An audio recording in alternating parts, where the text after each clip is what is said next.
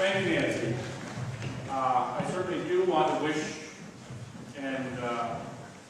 you the best today. This is a tremendous showing. This is a topic that we've discussed before. We need to get something done with regards to the Common Core. If I may, I'd just like to introduce a couple of other representatives that are present. We have Carol Bush, who serves the town of Newton.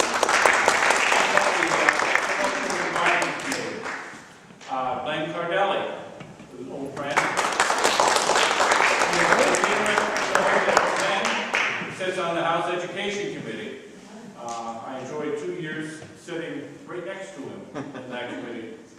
Also present is Michael Bose. Representatives serving in the Hampshire House. We're 2 of the 400. So it's great to see Michael here and my fellow representatives.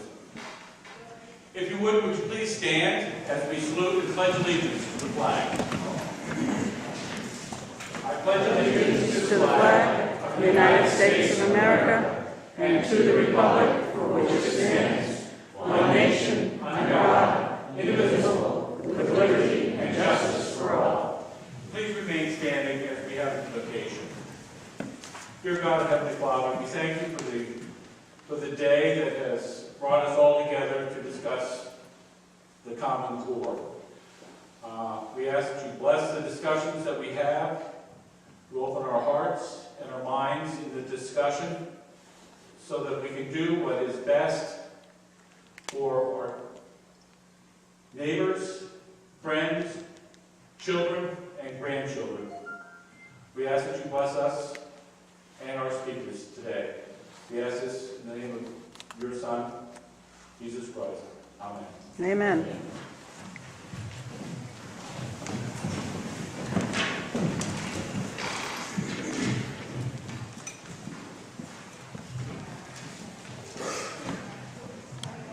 Hello, everyone. I know you're going to enjoy today. We have 2 wonderful speakers here, Dr. Duke Pesta and Ann Marie Banfield.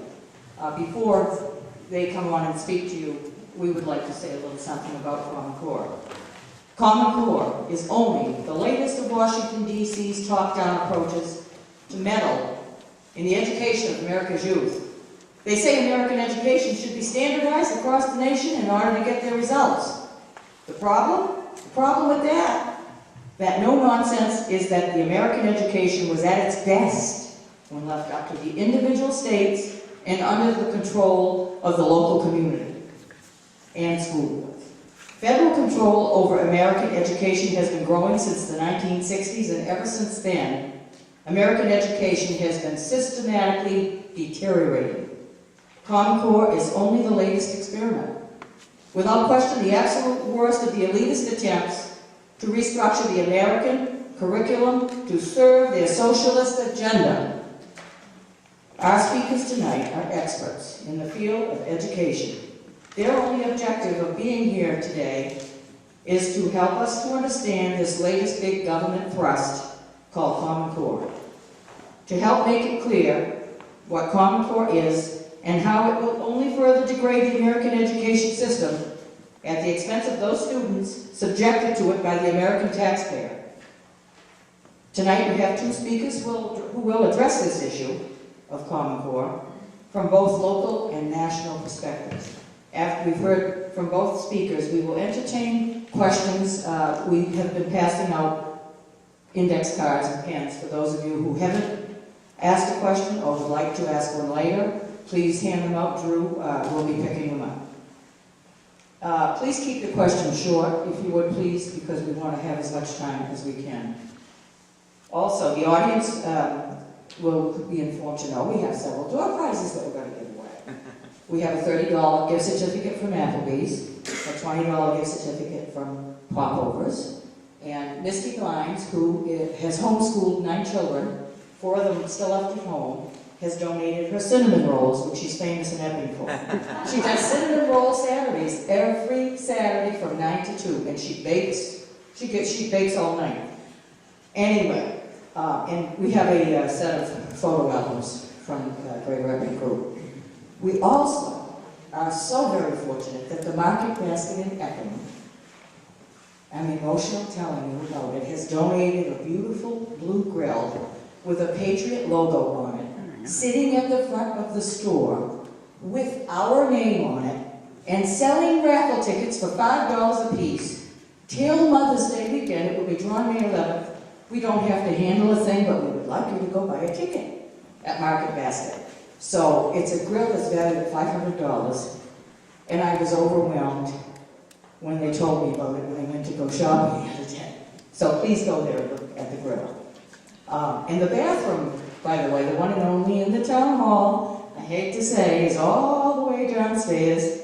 You have to walk, when you get down to the end of the stairs, to the right and down the hall through where the councilors used to have their meetings. But it is indoors. I beg your pardon. It's indoors. Hey, Sue, that's right. Well, we had to push for that, but it is indoors. Anyway, the restrooms where I said it was. If there's any questions and answers later on, we will have the cards picked up. Okay, I guess that's it. I'm going to thank you all for coming, and I would like to introduce Ann Marie Banfield.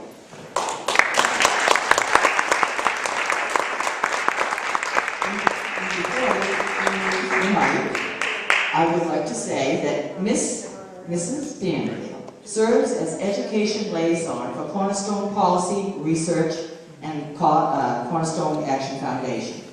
She began working as Cornerstone's Education Liaison in 2009. She holds a BA in Business Management from Franklin University in Columbus, Ohio. As an education activist, she has spent decades working with various experts in education from across the country. She offers us tonight a much-needed and valuable insight into the problems that Common Core is causing at a local level. And we welcome her to speak tonight to us. And I'll let you...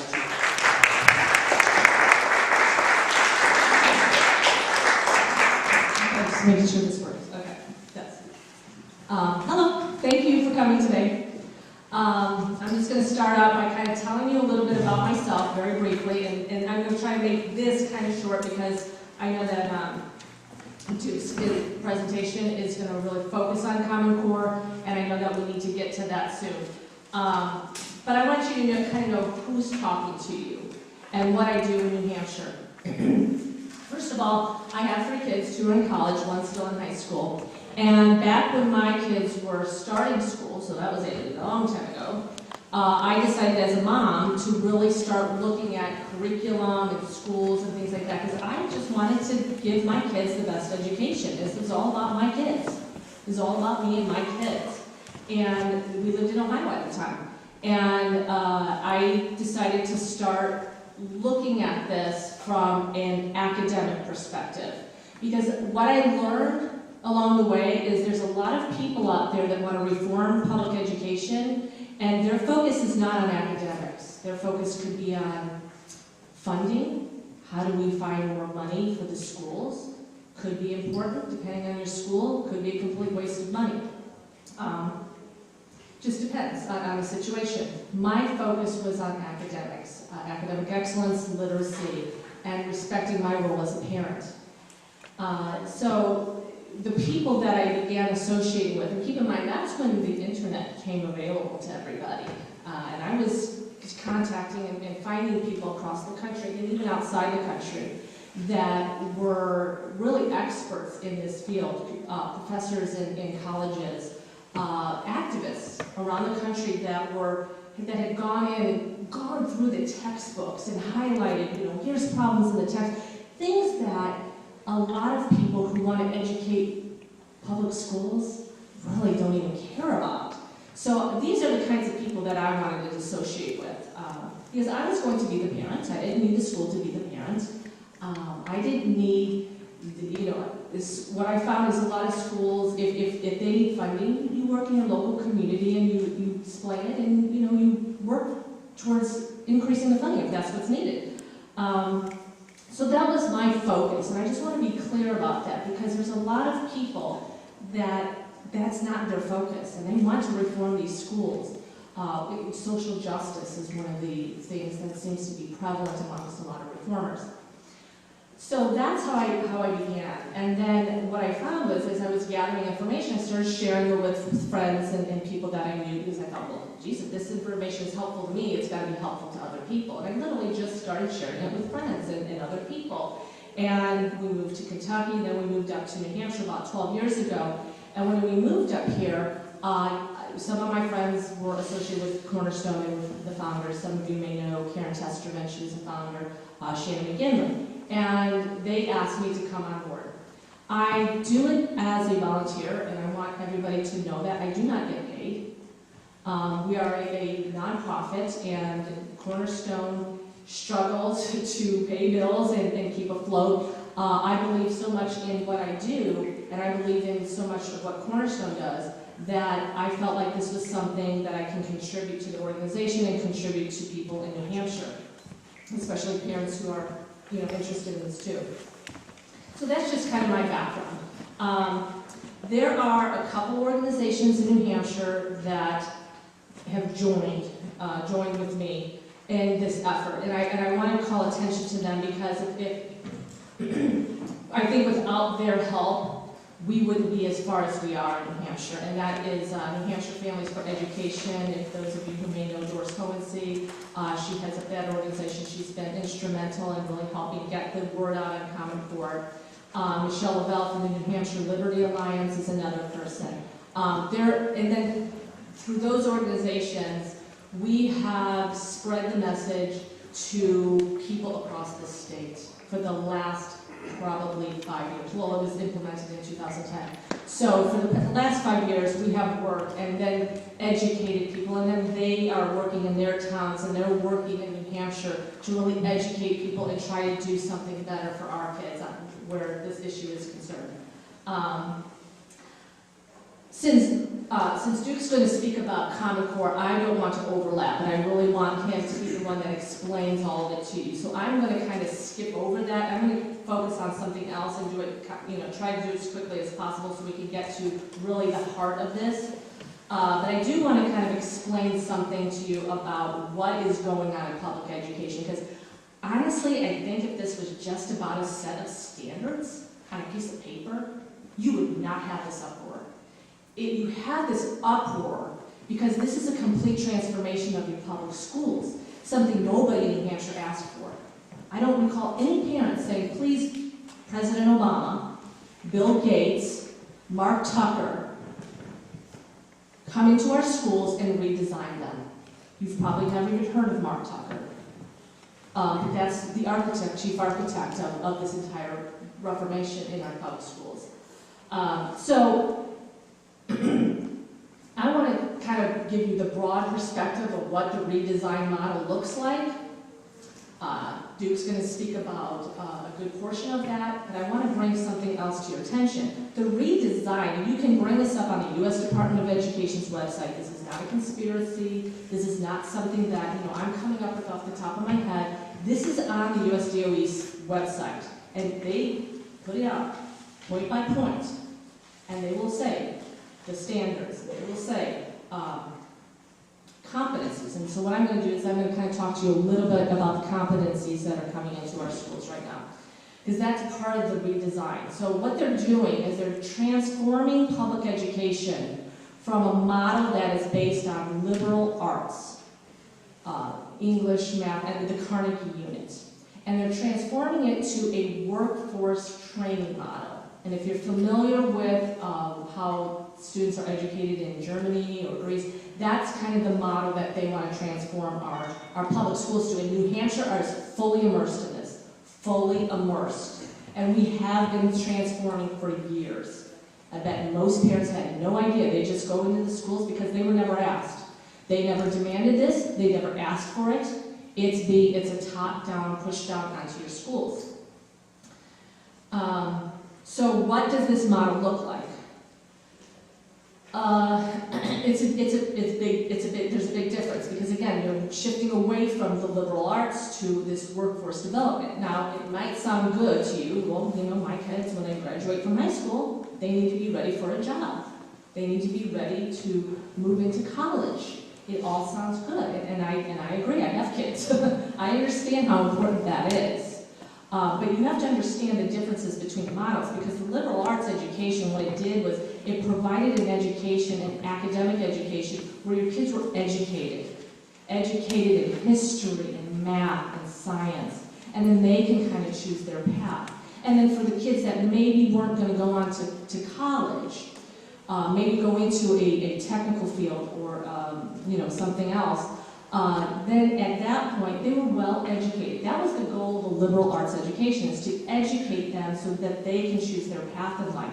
And then we started bringing in VOTEC schools, for maybe some of the kids who had different aspirations. This workforce model is a pre-K through 20, actually past college. So it is a model that begins in preschool and tracks your children to the workforce. And what it does is it's a model that puts your children either onto paths, either onto college or into the workforce. Your children are now human capital, and that's what they refer to them as, human capital for the state. Where should your child go? So this is less about educating the individual so they can choose their path in life. This is more about, we need a workforce, whether it's done, and if you look at the standards, you can tell that they're dumbed down compared to the standards that were out there. But this is more about, again, training a workforce development. So the academics are not going to be up here. This is why your private elite schools won't touch Common Core. They won't touch this, because the parents in those schools are not going to put up with this. They have higher aspirations for their kids. And again, even if these children graduate from high school and do not go on to college, I don't know any employer who does not want a well-educated, literate high school graduate. I mean, come on, let's face it. So I'm going to quickly go through what, so they'll tell you, the traditional model doesn't work. The traditional model doesn't work. Well, I think Nancy brought it up well. Yeah, it has worked. It has worked in the past. If you look at what our kids were learning in the 1950s, and how it's being transformed. So I'm going to just give you a little bit of comparison between the two models. And one would be the traditional classical model, which I think most parents want, versus the competency-based or outcome-based, and some of you may have heard of it as outcome. This is nothing new. The state will try to sell this, and I've heard them say, oh, this is new and innovative. No, this is a fad from the 1990s. We've been through outcome-based education in the 1990s. States did it, in their states, realized it didn't work. I've already talked to governors where they threw it out of their state. Virginia would be an example. And because it doesn't elevate the academics, parents figure out that you're dumbing down my kids, and we don't like this. It takes a while. Unfortunately, the damage is done. But, eventually you get to the point where you realize, okay, that model didn't work. Well, guess what? Now we're going to take it nationwide. And this is new and innovative in New Hampshire. So the classical model, under the instruction, you would have a teacher teaching your children, direct instruction. That's the model. Under the progressive model, or the competencies, Common Core, outcome-based, all pretty much the same thing, you would see the classroom set up in a self-directed learning. You're going to hear these terms, groupthink, very groupthink going on. They emphasize subjectivity and feelings and emotions, beliefs, multiculturalism, political correctness.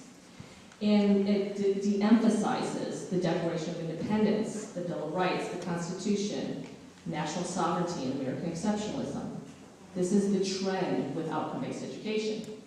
The curriculum, under a traditional model, would be fact-based, academic, skills, and research. Under this outcome-based model, it's more about social concerns, project-based learning, using unproven fads and theories.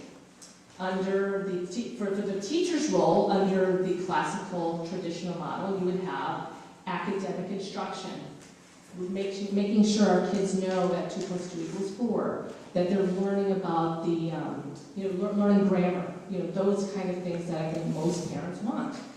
Under this model, the teacher becomes a facilitator of learning. So you have the kids working together, and she's just facilitating, he or she's just facilitating learning. The student's role under the classical model is they are to learn from the teacher and focus on factual information. And under the new model, the outcome-based model, the teachers teach each other. The students teach each other. And focus on feelings, emotions, and the group mentality. An example would be that I got a letter from a parent in New Hampshire last week who said that in her son's class, they were doing the group learning, and there was somebody who came in from out of the classroom to guide the teacher on how to now grade these students on how well they're working as a group, which is very subjective, by the way. That's not an objective measurement. So, this is being pushed on teachers. In social studies, under the classical traditional model, it would be that they would focus on American heritage, exceptionalism, national sovereignty, founding documents, but under the new model, the outcome-based model, the focus is on diversity, multiculturalism, and globalization. This sheet goes in more detail, and I'm happy to make sure that you can have access to it. I can, if this is something that you would like to have. I just don't want to go through every single one. So that kind of gives you an idea of what we're doing in New Hampshire. This is new and innovative. Remember, I can't tell you how many times I'm sure that Glenn has heard it at the House Education Committee. This is new and innovative. No, it's not. No, it's not, because we were doing this in the 1990s, and what they do is they rename it. They rename it, they resell it. So, where else is this going on? It's going on in other states throughout the country, because again, this model is being implemented, and because this is part of the federal agenda.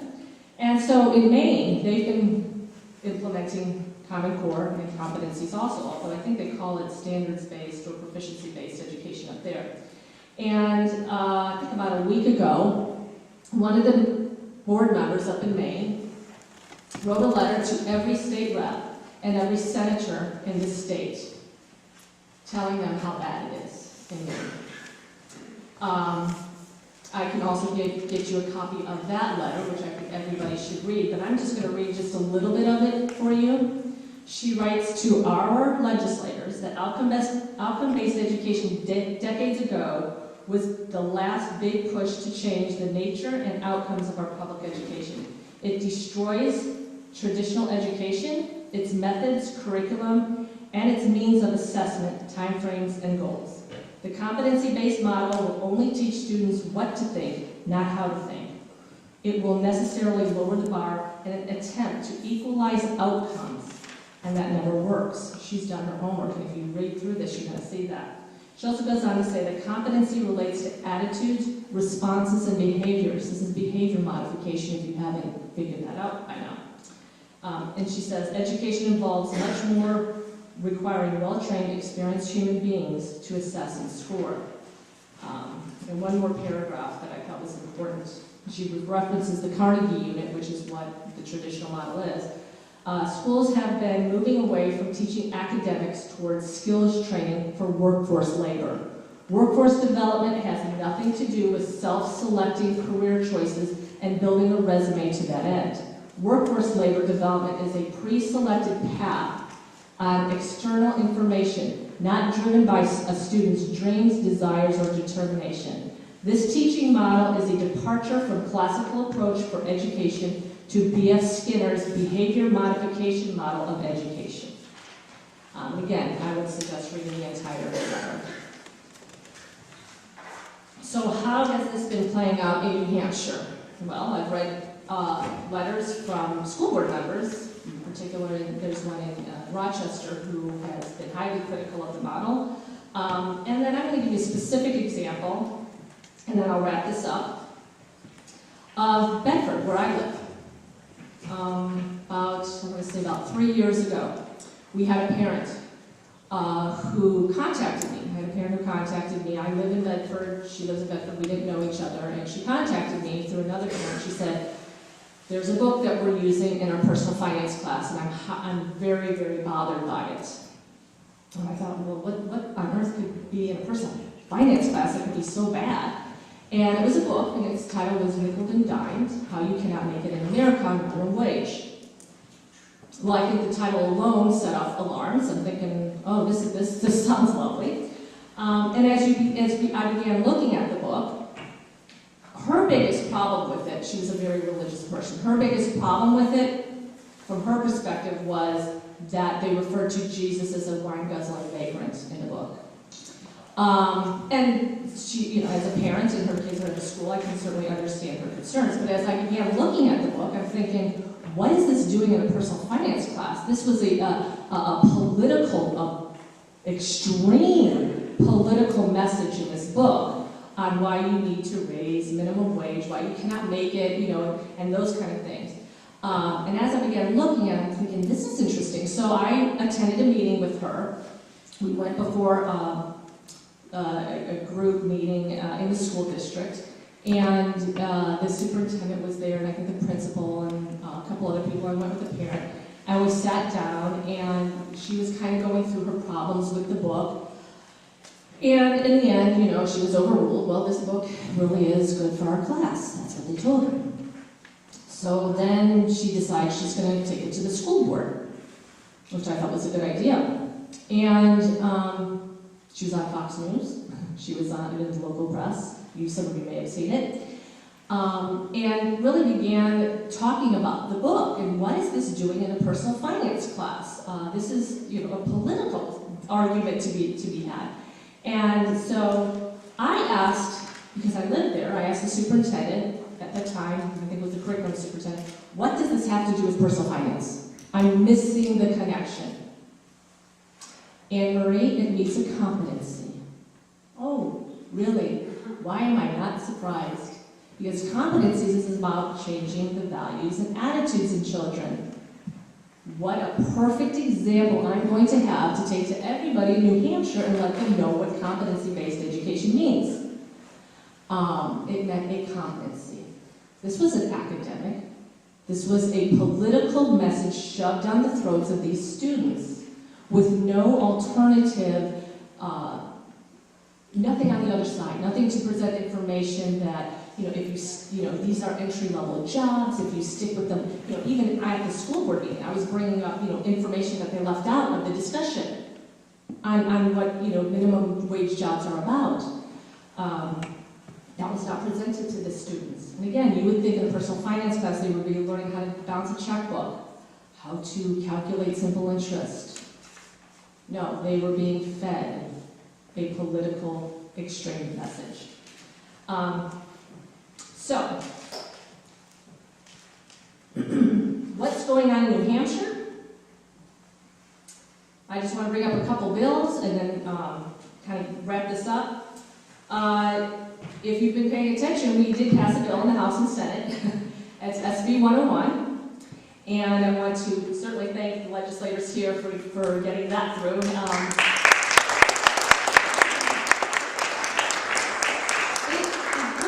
It puts into statute that schools are not required to adopt Common Core or use Common Core. It's basically what it does. Now the state will tell you that, the State Department of Education will tell you that, hey, we don't force this on schools anyway. They can adopt whatever they want. I'm going to assure you, you can adopt whatever you want, but you're going to be held to their Common Core tests. So keep that in mind. But this will put it into statute. It's good for parents if they want to, aim for something higher. Now it'll be, hopefully, if it's signed into law by the governor, it'll be put into statute. So please, if you have time, contact the governor, call her office, and ask her to sign SB 101.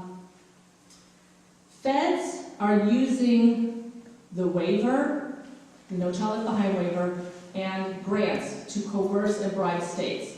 I suspect that Duke's going to talk about that, so I'm not going to get into that. But what I want to say is we have specific legislation that has passed in this state at the coercion of the federal government, and they continue to do that. They continue, because Mark Tucker is smart enough to know that if this is all done at the federal level, that people are going to be up in arms. So what basically his idea is get everything done through the states. Let's coerce, bribe the states to do it, put it in the state statute, so it doesn't look like it's all done at the federal level. And it's working because we've passed some pretty bad legislation in the state at the state level. HB 142 it deals with teacher evaluations.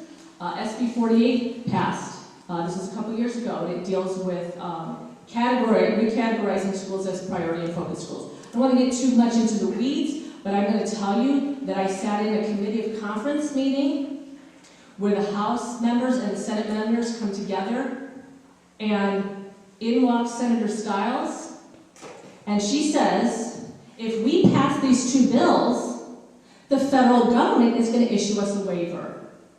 Now, why that does not concern our elected representatives is staggering to me. That is coercion. That is federal coercion. Why are they not fighting this? Why are they saying, let's get these bills passed so the feds give us some waiver to a law that nobody even likes anyway?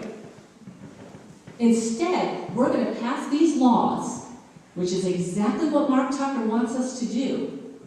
So we put it in state statute. So now we have state laws that are being implemented. And so the federal agenda is coming to us through coercion and bribery. There's one bill that is up and going before the Senate Education Committee to be voted on this week, and it is HB 323. And I don't want to get too much into the weeds on this, but HB 323, because there's so many problems with the Common Core test, there is this idea that we need to alleviate that, and I agree. I think that one of the biggest mistakes by the Hassan Department of Education was signing an agreement with the Smarter Balance Consortium. Huge mistake. They need to correct that mistake. HB 323 has gone through several amendments, but it was amended on the House floor to bring in an alternative to the standardized Common Core test. And guess what? It said that they were going to use competency-based assessments in place. Now, those of us who knows what competency-based education is all about, that's a red flag. Now I'm concerned. Because the Smarter Balanced assessment, the standardized assessment for Common Core, I can pull my kids out of it. I don't have to take it. I can refuse it. But when they put in place, they take out the Smarter Balanced assessment, and they put in place these competency-based assessments. And remember, who do you think is going to be happy about this? If the federal government's happy, again, here's more coercion. So now they're going to use these competency-based assessments. Assessments that I don't know if you can pull your kids out of, because there is no provision in this legislation that you can opt your kids out of it. I did notice that there was going to be two organizations. They were called, these assessments were going to be locally controlled assessments by our teachers. But when you started digging, you realized that the teachers were going to have to work with these two organizations that were going, and then they had to be validated through the state. Well, that's not local control. If your teachers are not making up these assessments on their own, that's not locally controlled. And we have two organizations working directly with the teachers to make up these assessments. Who are these organizations? So we began, of course, looking at the organizations. And what do we find? People involved that again, their focus was not on academics. This is competencies. That's not their focus. So now it's like, let's get rid of one problem by bringing in another problem. So we're actually having a press conference Tuesday morning at 8:30 at the Legislative Office Building, if anybody can come. And we are opposed to HB 323. There is an amendment. There's a good amendment out there. It is being submitted by Representative J.R. Holt and Senator Kevin Abar. And it addresses some of the issues that we have with the bill. And I don't want to get too far into that, and it's certainly something I can talk to you about afterwards. And I just want to wrap up with, what can you do as individuals? Once you hear from Duke go through this and this presentation, what can you do? Because there's a lot that you can do. First of all, I have an email list, so if anybody wants to be added, please give me your email. I just need your email, your name, and what school district you're in. Join the Facebook page, Common Core New Hampshire, if you're on Facebook. Contact your state reps and senator. Ask them, what are you doing to get rid of this in New Hampshire? Now, I'll be honest with you, that's pretty much in control of the governor's office. If you really want to get rid of this, replace your governor. Get rid of her. Because she doesn't seem to really care about this. call Governor Hassan and ask her to sign SB 101. Oh, when the presidential candidates come to New Hampshire, this is a great opportunity. I mean, this is the greatest part about living in New Hampshire. You get to talk to them. You get to ask them questions. The Republicans on this issue, I'm just going to briefly say, I think most of them are saying that they're against it. Jeb Bush is a full support of Common Core, just to let you know. And he's giving it some spin right now, but he is fully invested in the Obama redesign, just so you know. But some of the other ones have actively spoken out against it. Some of the governors who have implemented in their states are now showing signs that they're now against it. But I gave you a pretty clear indication of what workforce development means. They're not really getting questions on that, so dig deeper. Because I can tell you in the states like Wisconsin and Louisiana, where Governor Walker's from, and where Governor Jindal is from, they're now saying they're pretty much against Common Core. But if you look at what's going on in their state, they have fully implemented workforce training. So you need to dig deeper and ask the questions, what are they doing to get rid of it? It's one thing to say you're against it now. What are you actively doing to get rid of it? Help parents in your district. If you have parents in your district that you know are fighting this, please help them because they need help. And that means attending school board meetings. There is one other piece of legislation, it's HB 603. I'm trying to think where that one is at. Where is that one at? Senate Education Committee also. They have to vote on this. Right. Okay, so 603 is about making sure it's in law that you have the right to refuse these Common Core tests. You do have the right to refuse it now, but a lot of the schools are pushing back. We want it in statute, so parents can say, look at this law right here. Yes, it does say that without penalty I can refuse this. Those are the kinds of things you can do as individuals in this state to really help us in this effort. I have my card. If you need that afterwards, please contact me. At this point, I'm pretty much done, and I know that we're going to take questions afterwards. So if you have any questions, I'd be happy to answer them now, or afterwards. So thank you. Ann Marie, I want to tell you, we're also thankful that you keep fighting for us against Common Core. She's all over the state, all the time. We're going to take a quick pause. Dr. Pesta is going to draw 2 raffle tickets. One is for popovers. We'll draw that one first. Say that again. Popovers is a little restaurant here in, you're teasing my ass. Popovers. Sound like Clifton Norm. The first number is 4689719. There we go. The second one will be the photo albums, and go ahead and draw that one. And this number is 7032728. Last 4 numbers 2728.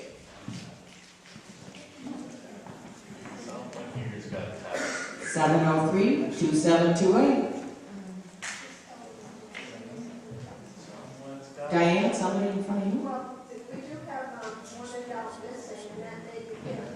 It went downstairs with one of the youngsters. It's probably the gentleman that went downstairs. We'll wait and we'll draw it again a little bit Sure, later. if it isn't like that. And now I would like to introduce Dr. Duke Pesta.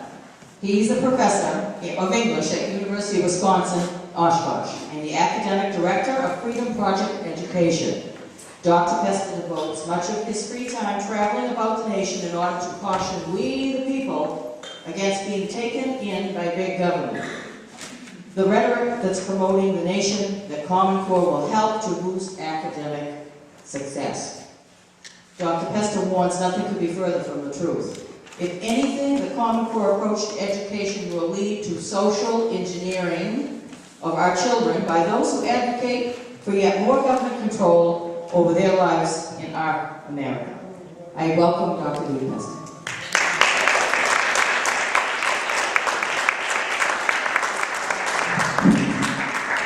You want me to use this mic because I'm a bit of a wanderer, so I'll do that. And I am really fascinated about accents. I've been in 40 different states now and given over 350 talks on Common Core, so I've heard all kinds of accents. I married a Southern girl, so she's very heavy Arkansas accent. So everywhere I go, every time I come back from a trip, she says I pick up some of the accents from where I've been. So looking forward to trying that out on them.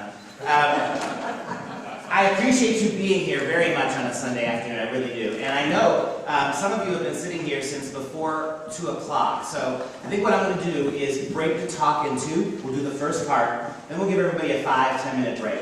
And those who can't come back, please do. But it can be a long day. I know that the problem with Common Core is they've been doing this for 6 years, and for a lot of years before that, before there was Common Core, they've been working towards this. So you can't really do a Common Core talk in 30 minutes. It's complicated.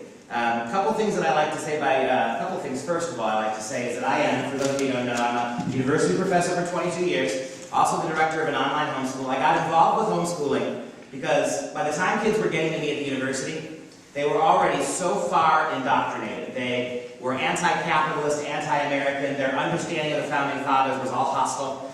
They didn't read very well. A new survey, a very comprehensive survey was just done. The average college freshman now reads at a 7th grade level. And so our kids are not spending a lot of time learning things, but they are getting all sorts of opinions thrust on them. And when I get them in college, it's too hard to fix that. So I knew I had to get involved with education at younger ages. That's why we became involved with a group called Freedom Project. We do have information over there that's free if you'd like to see how we're trying to fight this. But right when I got involved, Common Core was sort of steamrolling down the tracks. It was coming down the tracks. It was going to collide with what everybody was trying to do. So I started giving a few talks in Green Bay, Wisconsin, mostly to Catholic school groups who were concerned about this. And here we are 2.5 years later, we've been in 40 different states because this is such an important deal.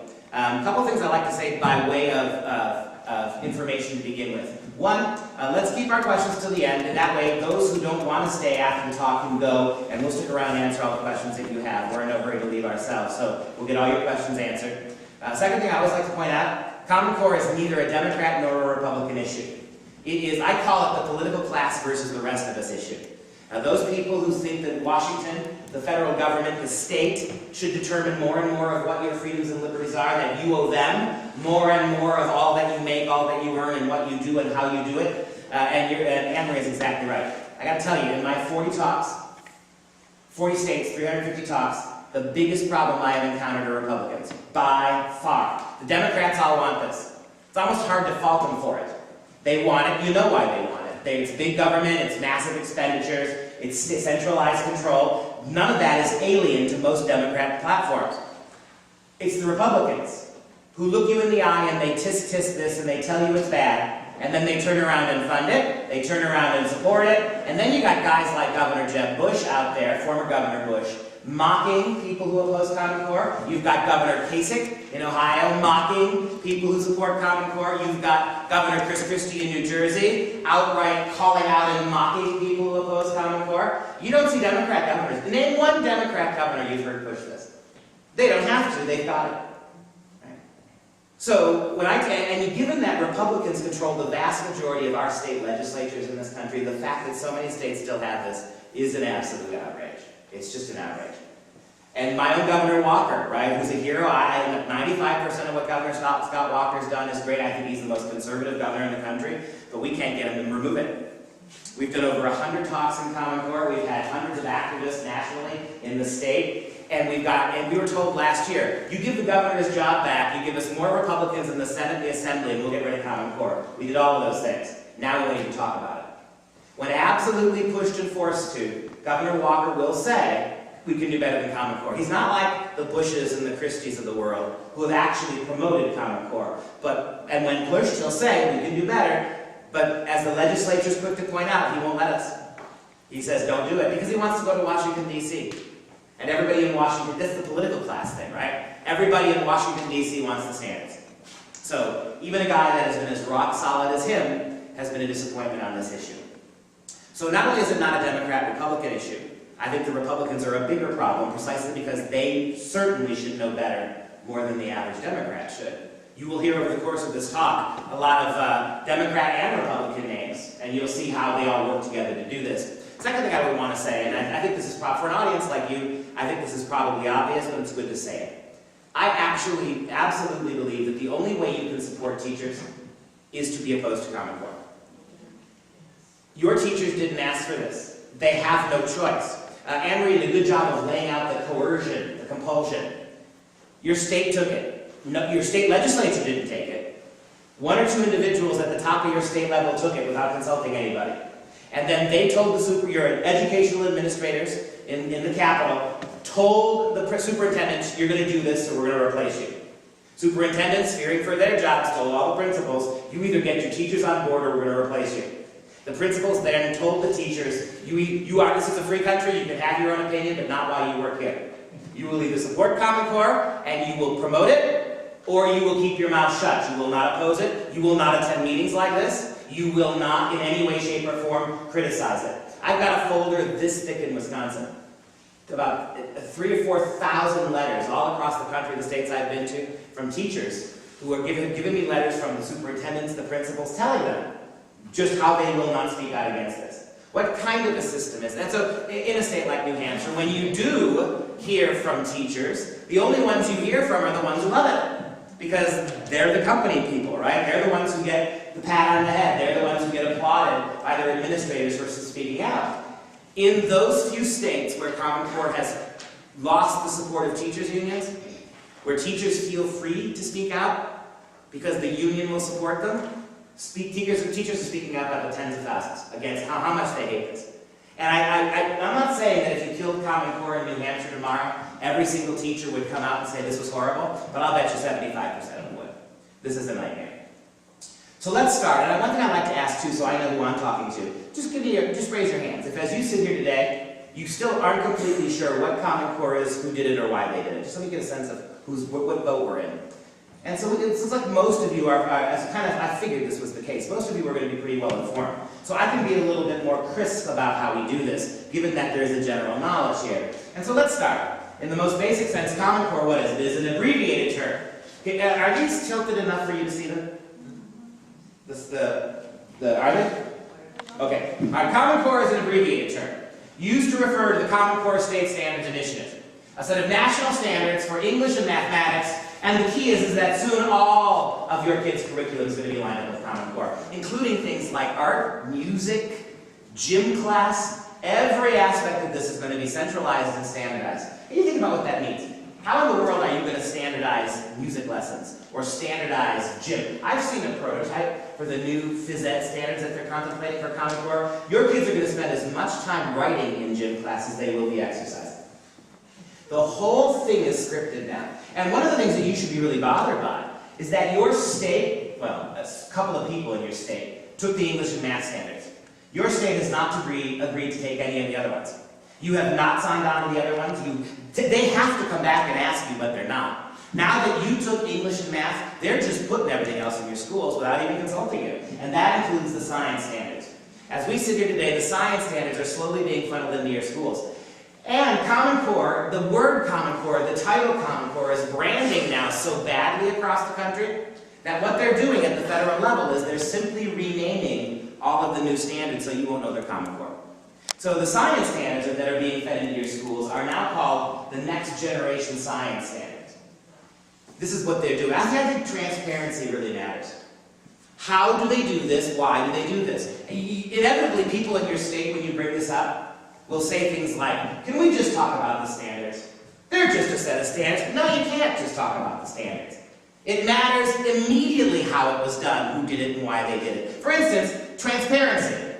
Every single piece of information I'm going to give you today is going to be documented.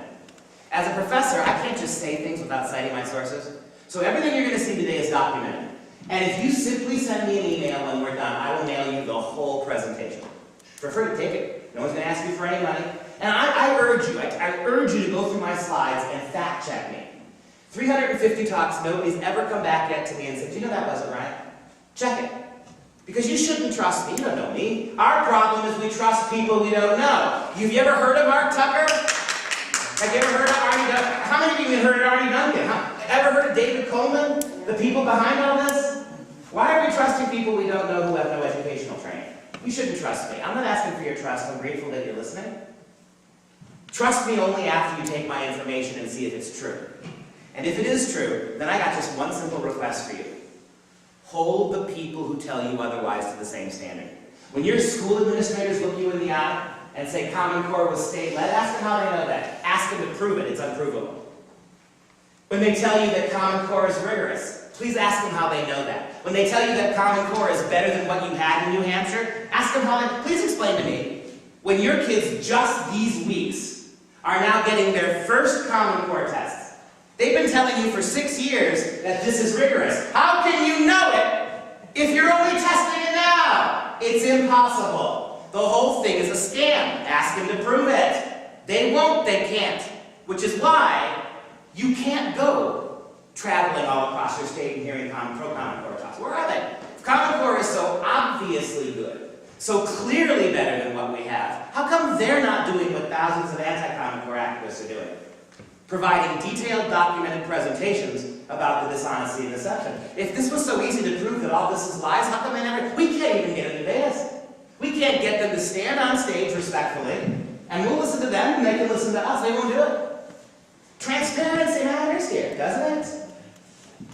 They call them the state standards. What's the evidence for that? I know why they did it. As Ann Marie said, if they call them state standards, you're going to be much more inclined to think that there was some democratic process here. But it's not the case. Common Core was conceived, paid for, written, revised, and put in 46 states before almost anybody in those states had a chance to see them.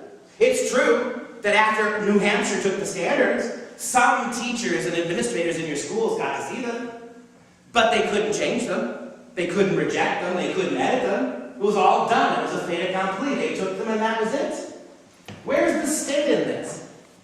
Actually, who actually wrote the standards? Well, would you believe me if I told you 2 Washington lobbyist groups?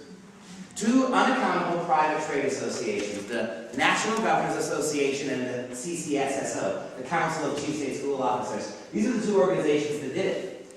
And I know what you're thinking. Well, there you go. The governors did this. It's the National Governors Association. Does that mean that 50 state governors locked themselves in a room and banged out education standards? I wish that had happened. But you ask yourself, what qualifies your governor to write education standards? Nothing. I got the most conservative governor in the country. He's not qualified to write education standards. Nope, you have Governor Jerry Brown in California is qualified to write education standards. So why do I wish it had happened?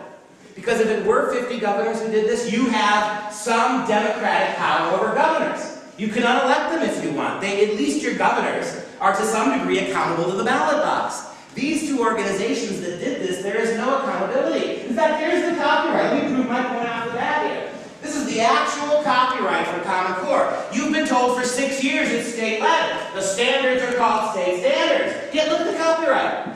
Those 2 organizations, the NGA Center and the CCSSO, shall be acknowledged as the sole owners and developers of the Common Core state standards.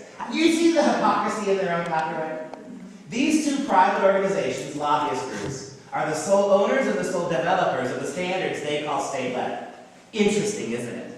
The NGA and the CCSSO shall be acknowledged as the sole owners and developers of the Common Core standards, and no claims to the contrary shall be made. How do you jive that with state-led? And let me go a little bit further about this governor's thing. Does anybody happen to know who the sitting chair governor was of the NGA for a lot of the period that Common Core was being put in your schools? That was Governor Mary Fallin of Oklahoma.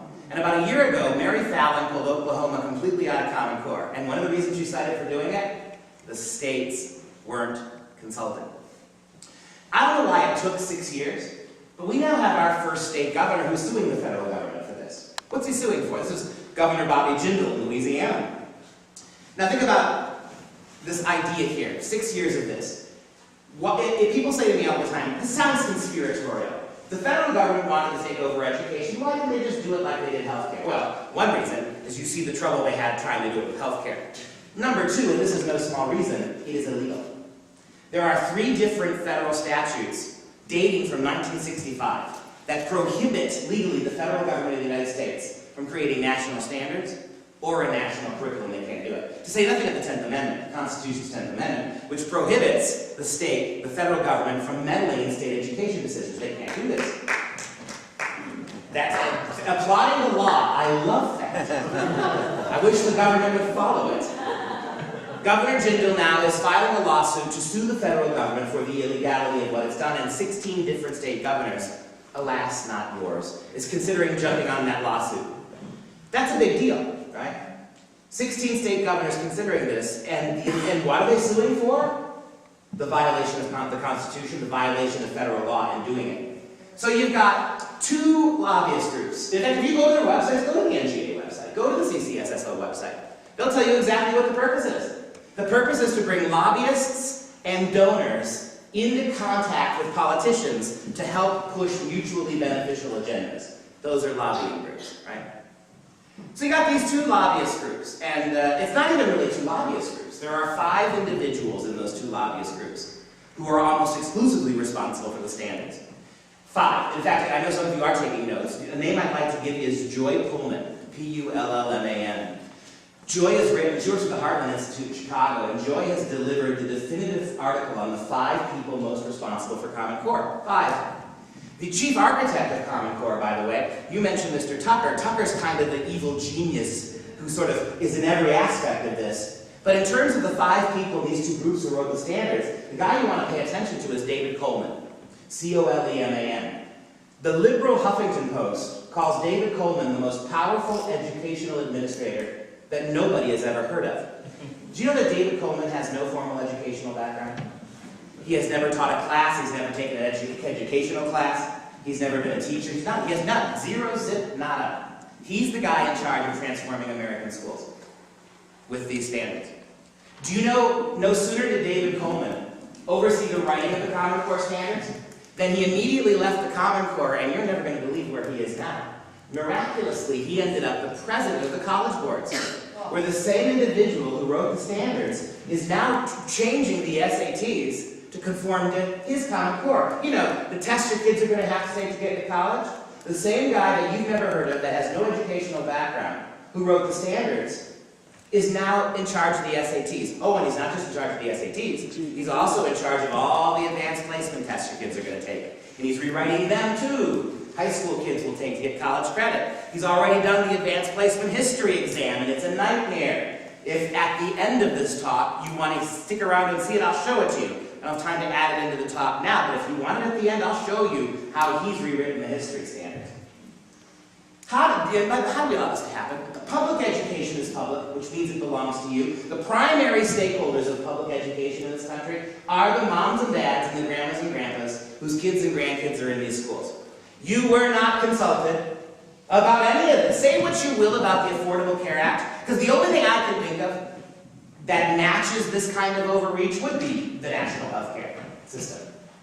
But say what you will about it, at least it's had a hearing before the Senate, it had a hearing before the Congress, it had a hearing before the Supreme Court, there was talk about it on CNN and C-SPAN, and even though Pelosi said you gotta pass it to know what's in it, and to a certain degree that was true, at least there was debate. None of this happened with the takeover of education. Teachers weren't consulted, teachers' unions weren't consulted, state legislatures didn't vote this in. This wasn't a matter of moms and dads being shown what this was. There was no discussion, there was no debate. 6 years ago, 4 years ago, it was done. And your state simply had to change because of it. This is what I call banana republic stuff. This is the stuff that does not happen, should not happen in constitutional republics. Where is the accountability? Where is the representation? Where is the input, the oversight? There's none. I'm going to say this right now, even if you think you like the standards, how do we accept the way it was put in your schools? You got here a situation where you got 5 individuals, and we'll need more of them moving forward. You've got 5 individuals in 2 Washington lobbyist groups. I've already showed you the copyright. It says exactly what I just told you. That's their copyright. I didn't write it. 5 individuals in 2 lobbyist groups wrote these standards behind closed doors. Who paid for it all? Well, initially, it was paid for by the Bill and Melinda Gates Foundation.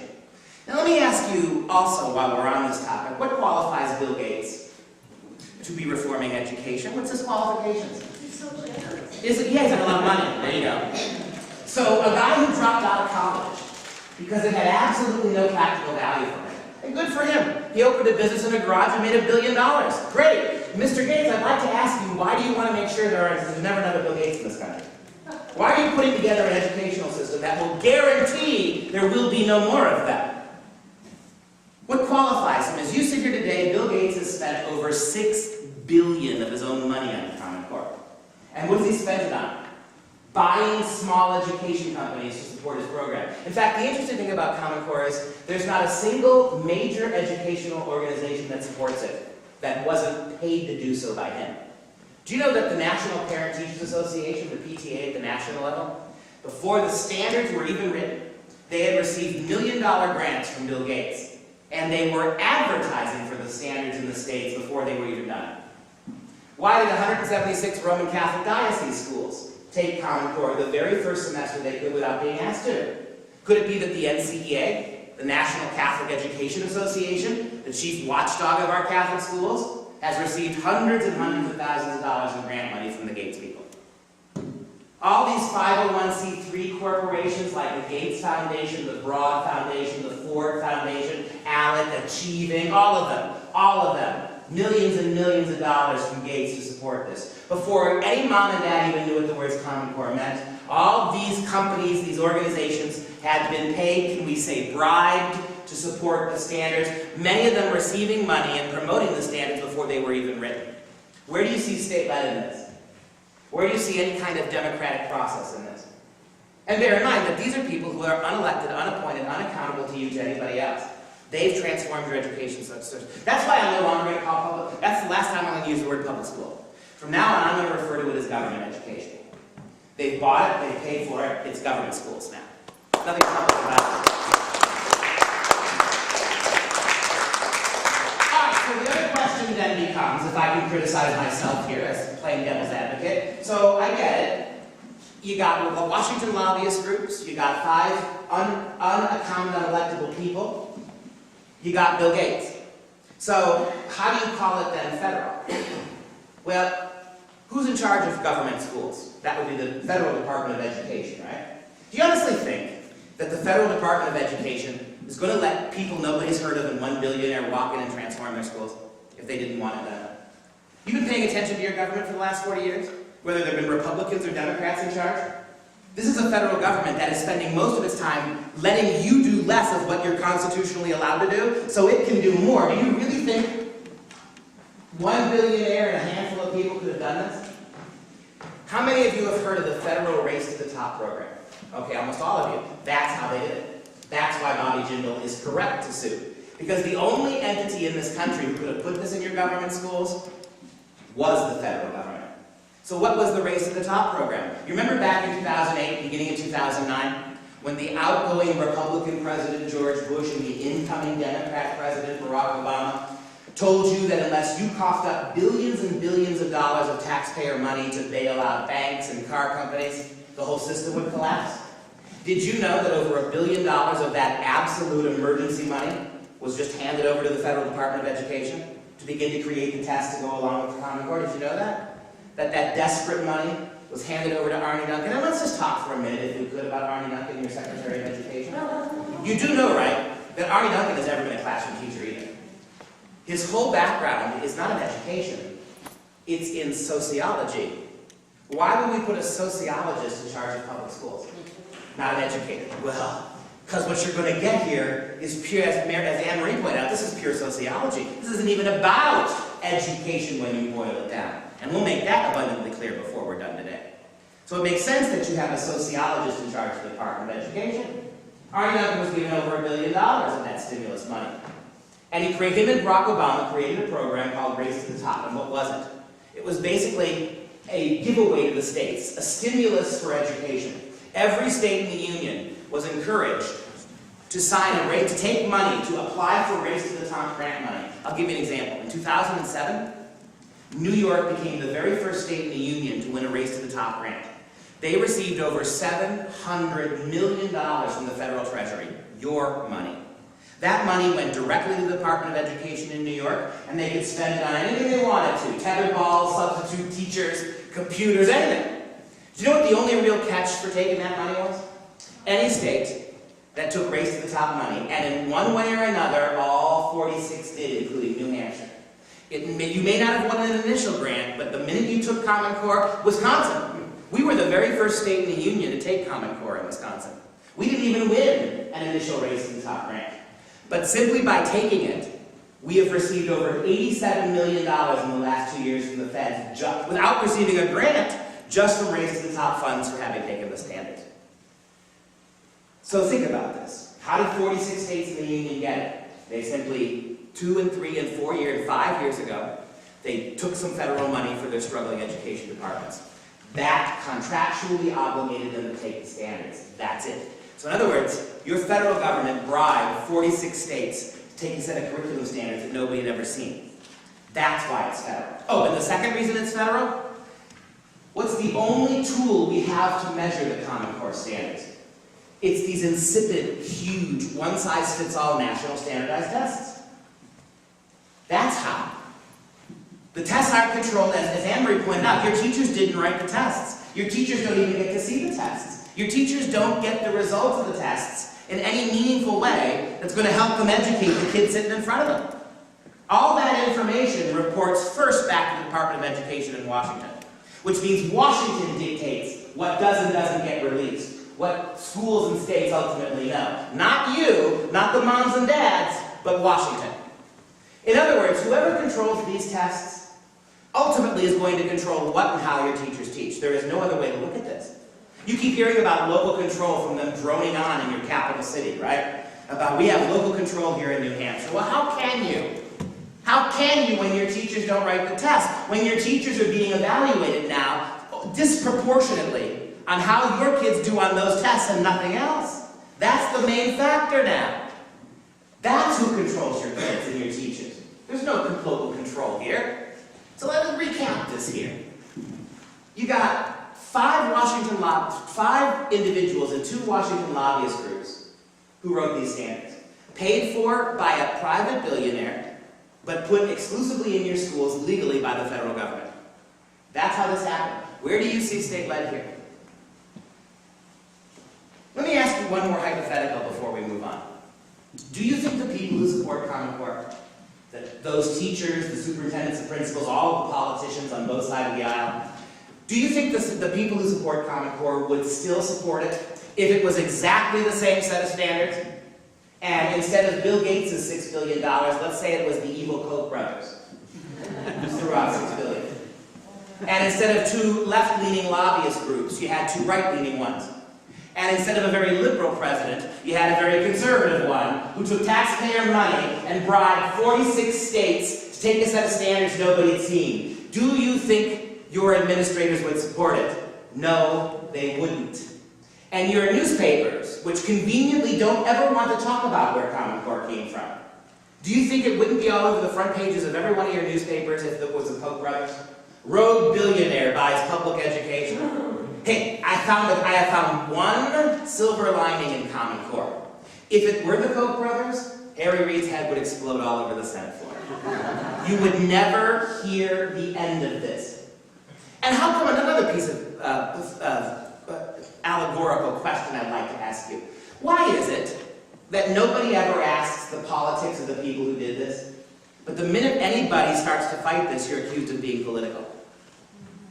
How come nobody, I have never seen anybody anywhere in any public forum ever ask what Bill Gates gets out of this? If it were the Koch brothers, you'd ask. How come nobody asks? I know you do.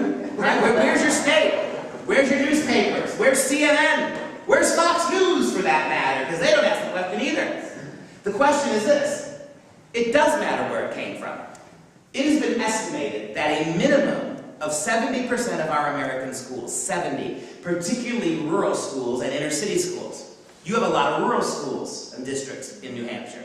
70% of our schools are going to have to radically and expensively upgrade their computer technology, their bandwidth, their tech training to be offered the kind of tests that Common Core requires. Whose computers do you think are going in those schools? It's not Apple. So where's the conflict of interest stuff in all of this? You see what I'm telling you? Even if you think you like Common Core, you would not stand for this if the people doing it had opposite politics from you. So why stand for it now? And the problem with Common Core began immediately. You probably, given that this is, we have a lot of activists here, we've got some political people here, then you probably understand what I'm about to tell you. Anybody who opposes Common Core, from the powers that be's perspective, is immediately branded a right-wing, tinfoil hat, tea-bearing kook lunatic. That's the whole strategy aimed at people who oppose Common Core. And I can bet you some of our school board members and legislatures here have had that thrown at them. You oppose Common Core, it's because you're a screaming right-winger. Okay, that's not really an argument, it's a slur. It's one that we can embrace, I suppose. But I decided that the only way to get around that, because there is no argument for this stuff. By the way, everything I just told you is true. Their own copyright tells us it's true. And you'll be convinced by the time we're done with everything I document that this is true. This is the way, that's why they won't talk to you about how it happened. That's why they'll say, can't we just talk about the standards? This is a kind of a big deal. So what I decided I was going to do was probably the smartest thing I ever did. Instead of spending 2 hours telling you why Common Core isn't going to work from the perspective of conservatives or Republicans or Christians, I'm going to give the whole presentation exclusively from left-wing, progressive, radical Democrat voices. Because if I can show you that the opposition to Common Core is every bit as loud and strong on the left as it is the right, then they got nothing. So let's do it. Let's start with the two top lawyers at the Department of Education when Common Core was being put in your schools. You understand, right? You don't get to be the top lawyer at the Department of Education if you've got tinfoil headwear in your closet. That'd be like saying you can get to be to the top of the teachers' union by being a radical Republican. It's never going to happen. And yet the two top lawyers at the Department of Education in 2009 both said, who the department hired to make sure that the feds were being constitutionally correct in what they did, said they weren't. With respect to the race to the top Common Core scheme, Robert S. Lytle and Kent D. Talbert, former Deputy General Counsel and General Counsel, respectively, of the U.S. Department of Education concluded that, quote, these standards and the tests will ultimately direct the course of elementary and secondary education in most states across the Union, the nation, running the risk that states become little more than administrative agents for a national K-12 program and raising a fundamental question about whether the department has exceeded its statutory boundaries. And these two guys now, over at the Pioneer Institute, you could read now that they're no longer employed at the Department of Education. They've written a 40-page white paper available for free on Pioneer about all the ways Common Core is illegal constitutionally. All of them. Now, I'm a professor of English, so words are my business, but I want to ask you a favor. Will you help me out with a little word game? I'm going to give you 5 words, and I want you to tell me if there's any way you can twist these 5 words and make it come out conservative. Are you ready? I'm going to test you now. New York State Teachers Union. Any way you can spin that one? And I want you to notice the date here. It was January a year ago. The board of New York State Teachers Union on Saturday unanimously voted to withdraw support from the Common Core state standards as they are being implemented, and they declared no confidence in the state education commissioner. Again, not state-led. Why do they want that guy fired? That's John King. Why do they want him fired? Because he took the standards as superintendent of schools without consulting anybody, and the whole state now is on the hook for them. He took that $700 million, and they want him fired. Although, rather than fire him, which was going to have to happen because the unions were relentless, Arnie Duncan now promoted him to a post in Washington, D.C. That's what happens when you screw up with Common Core. You get kicked over to the Department of Education, right? The New York State United Teachers, a union that represents more than 600,000 educational professionals in the state, is also asking the Board of Regents to remove King from office. And although the union initially backed the standards, they say they will not support the education benchmarks, quote, either as implemented or interpreted. Not the way you wrote them, and not if you try to fix them. Just get rid of them. Now, you know that the unions have not just had a come-to-Jesus moment. They're not going to go all run out and vote for conservatives in the next election. But the unions have figured out something we've been saying for years. They now dawned on them. They don't control their teachers either. It's the feds that do. That their authority to protect, not just shield their teachers is gone. The feds have it.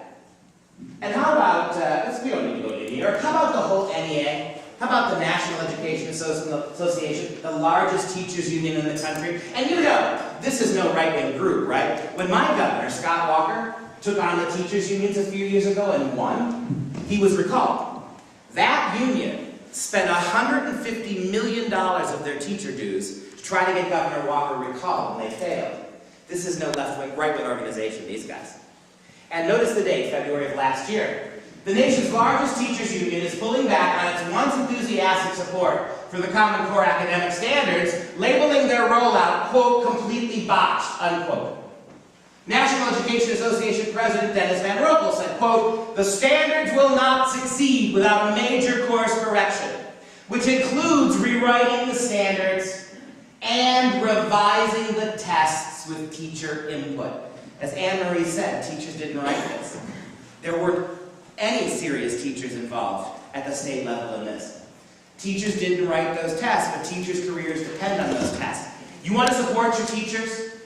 Let them be in charge of their destinies. Let their schools make those decisions. Do you really think some bureaucrat in Washington is going to better figure out how to educate kids sitting in a rural New Hampshire classroom than the people of New Hampshire are going to be able to do that? That's the NEA, but in case we cover our bases here, notice the date, July of 2014. How about the nation's second largest teachers union? How about the AFT, the American Federation of Teachers? And believe it or not, the AFT is considered the more progressive of the two unions, right? As if the NEA weren't left enough. And note what happened in July, 8 months ago. In a major surprise, the American Federation of Teachers, the country's second largest teachers union, opened its convention by announcing a step back for support from Common Core. The AFT will now provide monetary grants to teachers to criticize the standards or to write entirely new ones.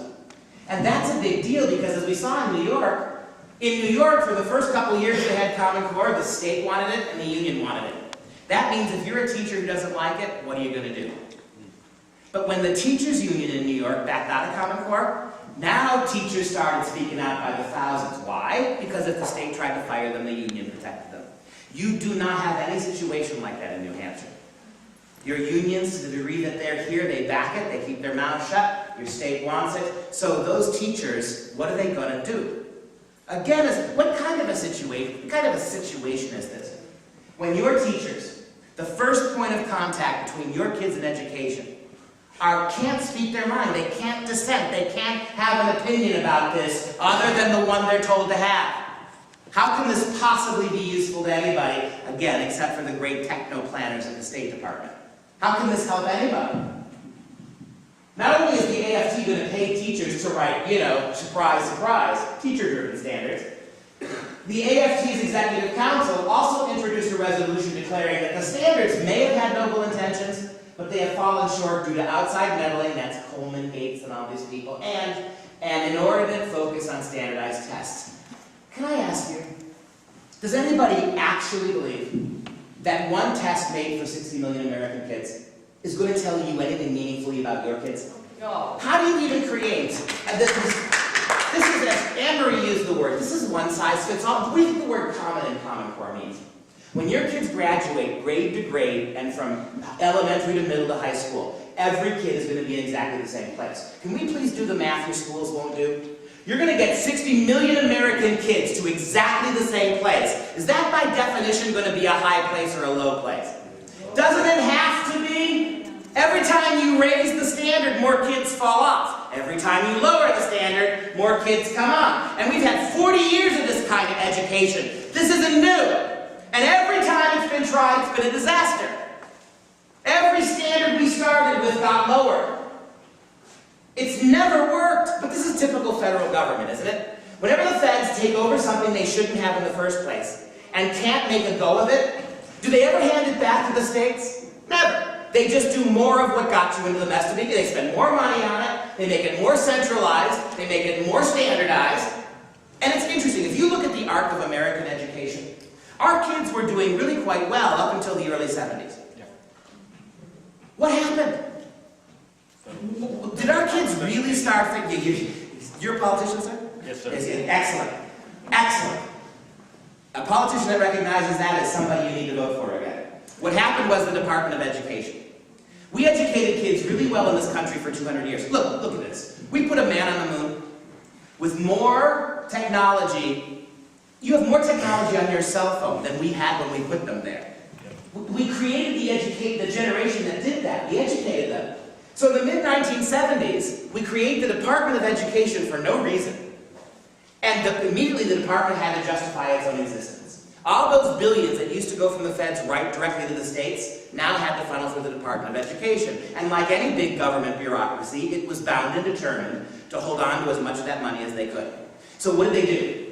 In the late 1970s, the Department of Education hired textbook companies and publisher companies to create big national standardized tests. Now, you put Pearson Publishing, you put McGraw-Hill in charge of testing. What is the purpose of a McGraw-Hill and a Pearson? Isn't it to sell you textbooks? So guess what Pearson and McGraw-Hill's tests proved?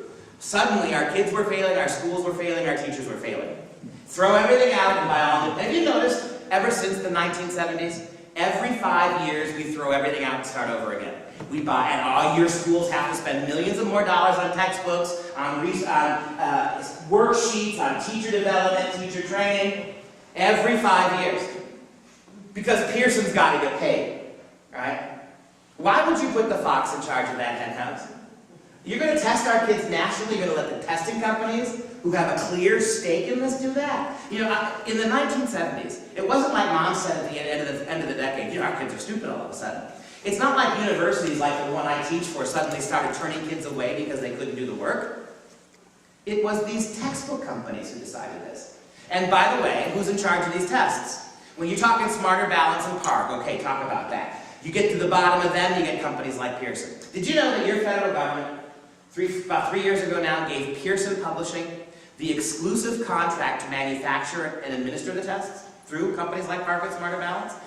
Do you know that last year alone, your federal government paid Pearson Publishing $350 million to do what it otherwise would have done, create tests. That's what they do. So the feds are paying them to make the tests. Pearson then turns around and sells the tests and the textbooks to states like New Hampshire, and then Pearson gets to keep all the money. That's called crony capitalism, isn't it? The federal government was legally obligated to bid those contracts out to try to secure cheaper bids. They never did it. They just gave the contract to Pearson. It's a serious issue, isn't it? I like this stuff. It is illegal. I like this. Common Core has also seen other opposition from the left as well, particularly from a new faction of almost 100,000 left-wing teachers who have named themselves the Badass Teachers Association, many of whose members are also part of the AFT. By the way, the Badass Teachers, they now total over 170,000. And they formed in part to fight Common Core. That was the rallying cry for these radical lefties. These teachers, these badass teachers, are standing arm in arm across the country with Tea Party activists, believe it or not. Because both the left and the right understand this crucial point. It's what Common Core is going to do to special needs kids and the kids who are already developmentally challenged. There's no place for them in this kind of a format. The left and the right agrees that it's especially damaging to those kids who are already struggling, oftentimes, not always, but oftentimes minority kids. It's kind of a big deal, right? So again, how do you collect, because this is their only argument, how do you dismiss Common Core as simply the anti-Common Core people? How do you dismiss them as simply right-wingers? Speaking of evil right-wingers, how about the Chicago Teachers Union? The Chicago Teachers Union, President Obama's own backyard, it's the most radical city teachers union in the country.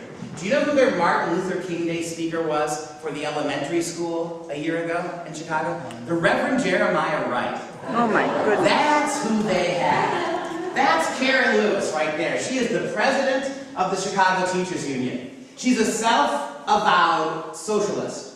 In fact, she was going to run for mayor of Chicago, are you ready for this? To the left of Rahm Emanuel. See, I didn't think you could get anything but dryer lit to the left of Rahm Emanuel. But she was going to do it. Now she got sick. She's got cancer. So she's not running for mayor. But I want you to listen to what Karen, this is a direct quote. Notice the date, May of last year. A direct quote from Karen Lewis about Common Core. I agree with educators and parents from across the country. The Common Core mandate represents an overreach of federal power into personal privacy. That's all the data mining.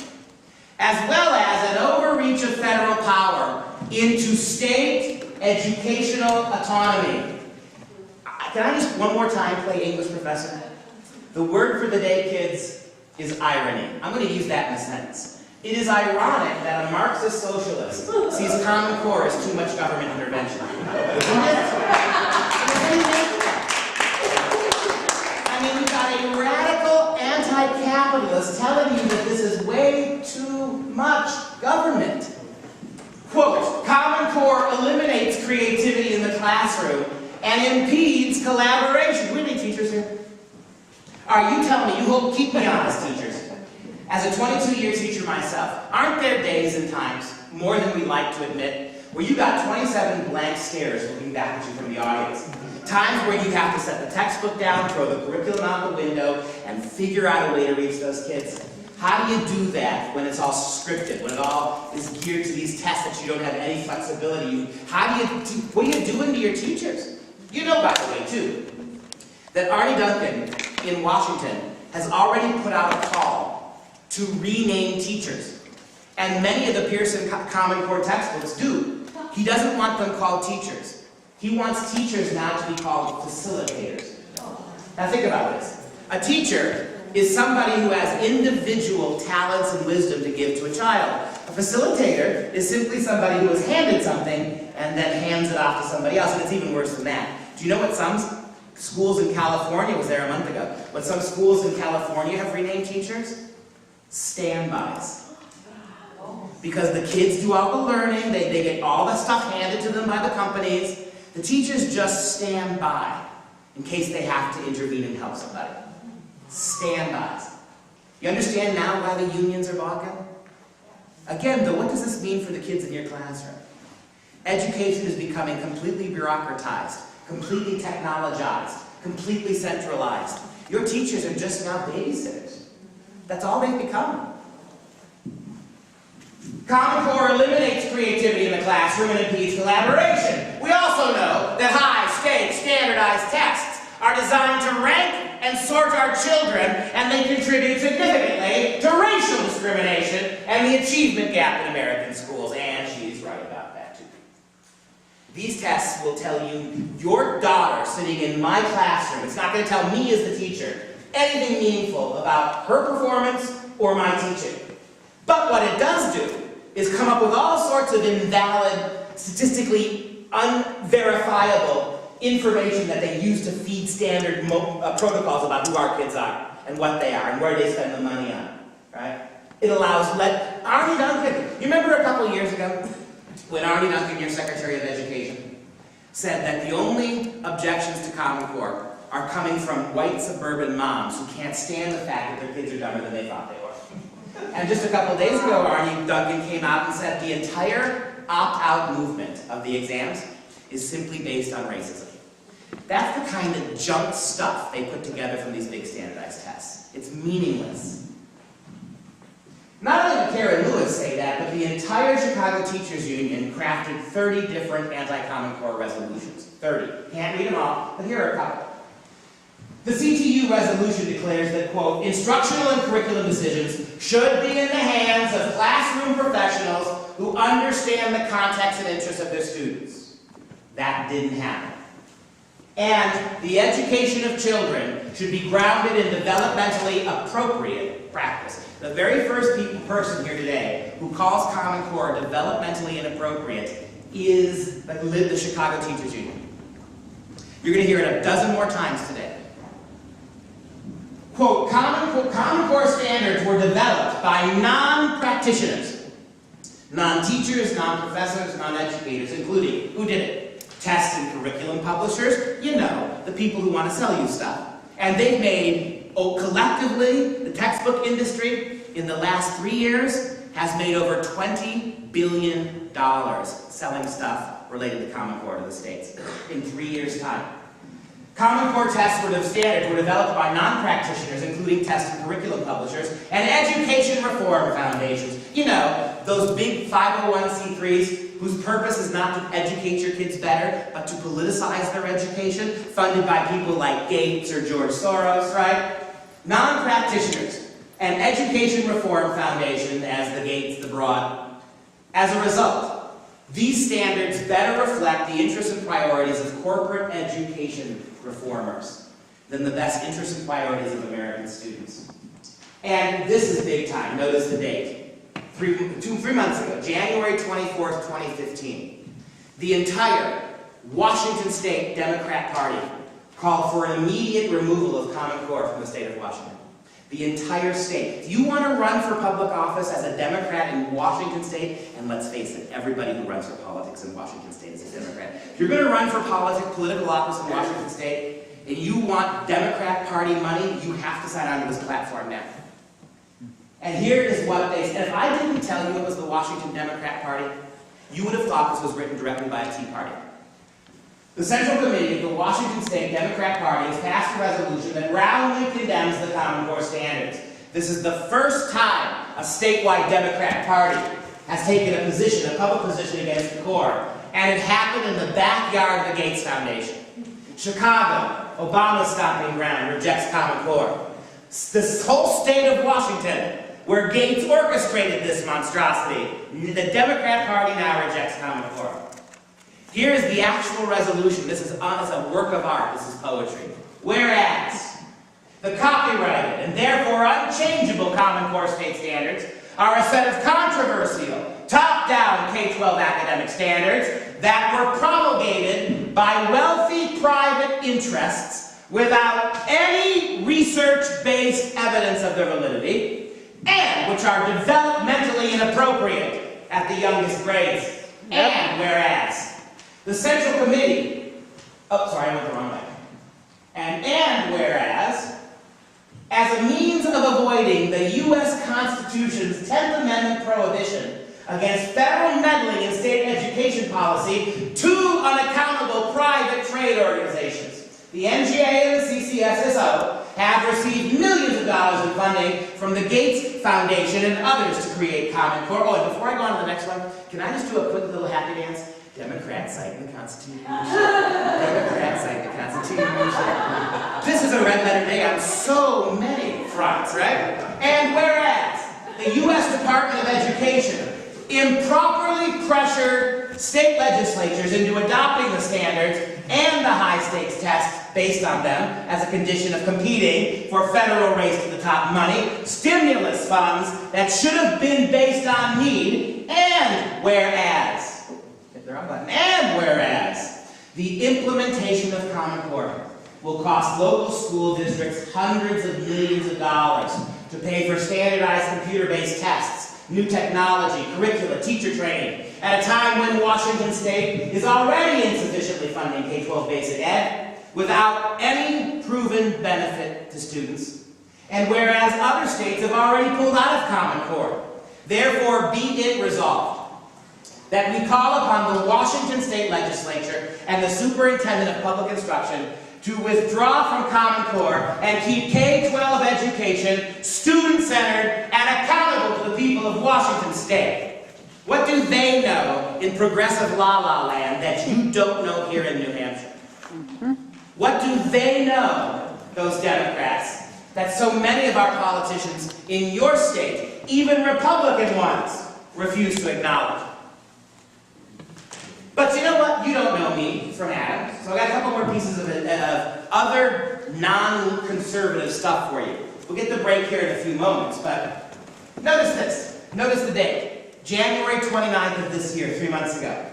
The entire state of, all the school districts of California are beginning to team up to sue the state. Who's going to pay for all this technology upgrades? The feds aren't, and the schools can't afford it. So from 3 months ago, the state of California could be liable for as much as $1 billion a year in costs if a group of school districts succeeds in winning reimbursement for expenses associated with the implementation of computer-based tests in Common Core and other standards. 4 unified districts, Santa Ana, Vallejo, Plumas, and Porterville, and the Plumas County Office of Education filed a claim to classify the new tests as state mandates. And of course they are.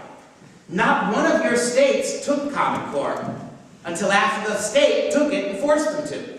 And you can keep hearing this across New Hampshire. Our schools were free to take whatever they wanted to. As Ann Marie pointed out, no, they're not. Your state education administrators took it, told the superintendents we're doing it, sit on your people. Even if a school district in New Hampshire wanted to opt out, what kind of blowback do you think they'd get from the state? What do you think would happen to the principal of the school that wanted to pull his school out? Of course, well, legally they couldn't do that. They would try that, but legally they can't. There are all sorts of other ways they bully and intimidate them. This is pretty remarkable when you think about it. And they have to be state mandates. By the way, if California comes back and says, nope, the tests aren't state mandates, then those schools simply close up shop, bankrupt. And you know that's not going to happen. The state will have to pay for that. And by the way, that means who pays for them. How is it going to be different for you? You have a lot of work. This is a smaller state. Obviously, the scale is a smaller magnitude. But you've got a lot of rural states here. They're going to need a lot of help upgrading this stuff. Who do you think is going to end up paying for that, ladies and gentlemen? You are, right? And so you get this one-time infusion of 200 million or 600 million, or in California's case, a one-time infusion of $900 million from the federal government. You see in California, the whole thing's going to cost $1 billion a year. You've already spent that in 1 year, and you're not going to get it again. In fact, go to the next page. The districts contend that unlike the old pencil and paper tests, the new computer-based tests require districts to buy computers, expand bandwidth, install wireless connections, hire techs, train district staff. In its filing, Santa Ana, the biggest of the 4 school districts with 50,000 students, said it expects to spend about $12 million alone last year in this on devices and bandwidth expansion. The claim estimates that the statewide cost for all districts, all 1,028 California school districts, is $1 billion a year. And then you've got this. Please tell me how if Common Core is seriously state-led, then shouldn't states be able to walk away from it without any consequence? I mean, if the states did this, then the states should have every right to not do it. But we haven't found that to be the case, have we? States trying to get out are blackmailed, punished, sued by the federal government. Take but this example. Notice the date. 3 months ago, January 31st, 2015. Feds threatened to take away, that federal government of ours, it only seems to work in billions, doesn't it? Feds threatened to take away $1 billion in school funding from Illinois. You heard the story of Chicago. The entire state of Illinois is 100% compliant with Common Core, except for the city of Chicago. Every other school district, great and small, is using Common Core testing. The city of Chicago said we will only give the tests to 10% of our students. And because of that, the feds are threatening to withhold the whole state budget. Chicago Public Schools' decision to administer new exams, new student tests, to only 10% of the city's 600 schools could cost the state over $1 billion in aid. In a recent letter to Illinois School Superintendent Christopher Koch, from U.S. Assistant Attorney General, Education Secretary, Deborah, made it clear the state could lose as much as $1.17 billion in federal funding if Chicago schools don't comply with Common Core testing requirements. So the federal government is saying it's not enough that 96% of your schools take it. If they don't all take it, we will punish you by withholding your whole state budget. Who does that tell you is in charge of this? It also tells you something else I pointed out, that the tests are everything. It's driving them nuts. In New York alone, over 200,000 kids last week opted out of exams.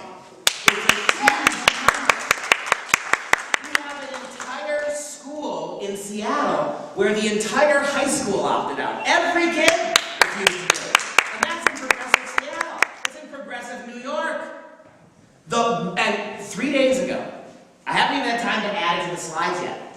3 days ago, Arnie Duncan came out and said publicly, if the states don't stop kids from opting out, the federal government will have to step in. How's that for a threat?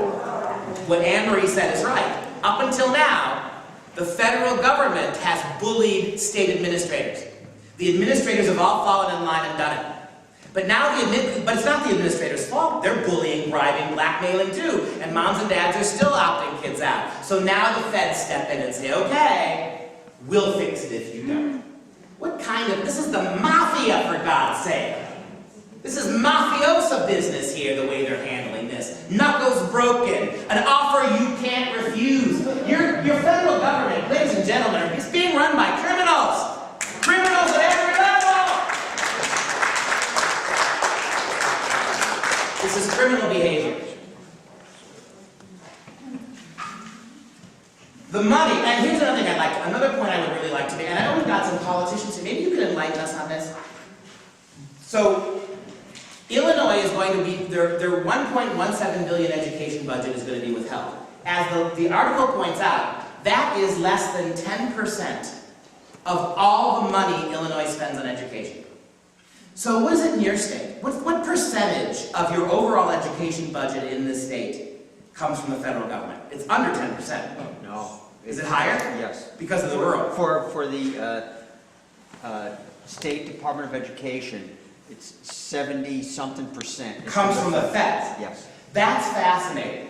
In states like Illinois, and states like Wisconsin and California and New York and a bunch of others, think about what this says here. That money, so you guys have a much bigger stake in this. Check this out. That money that Chicago gets, or Illinois gets, represents about 84% of the state's federal aid and about $1 in $10 spent by Illinois schools. Just an adjunct clarification on that. He was talking about the State Department of Education. Right. At the school level, Right. it's well less than 10%. It has to be. Right. And so consequently, what I'm trying to suggest to you is the amount of money the federal government gives you every year is a pittance of what you spend. It's relatively insignificant. So couldn't you just make that money up New Hampshire by some other way? Yeah. Just put another toll on your truck. Do you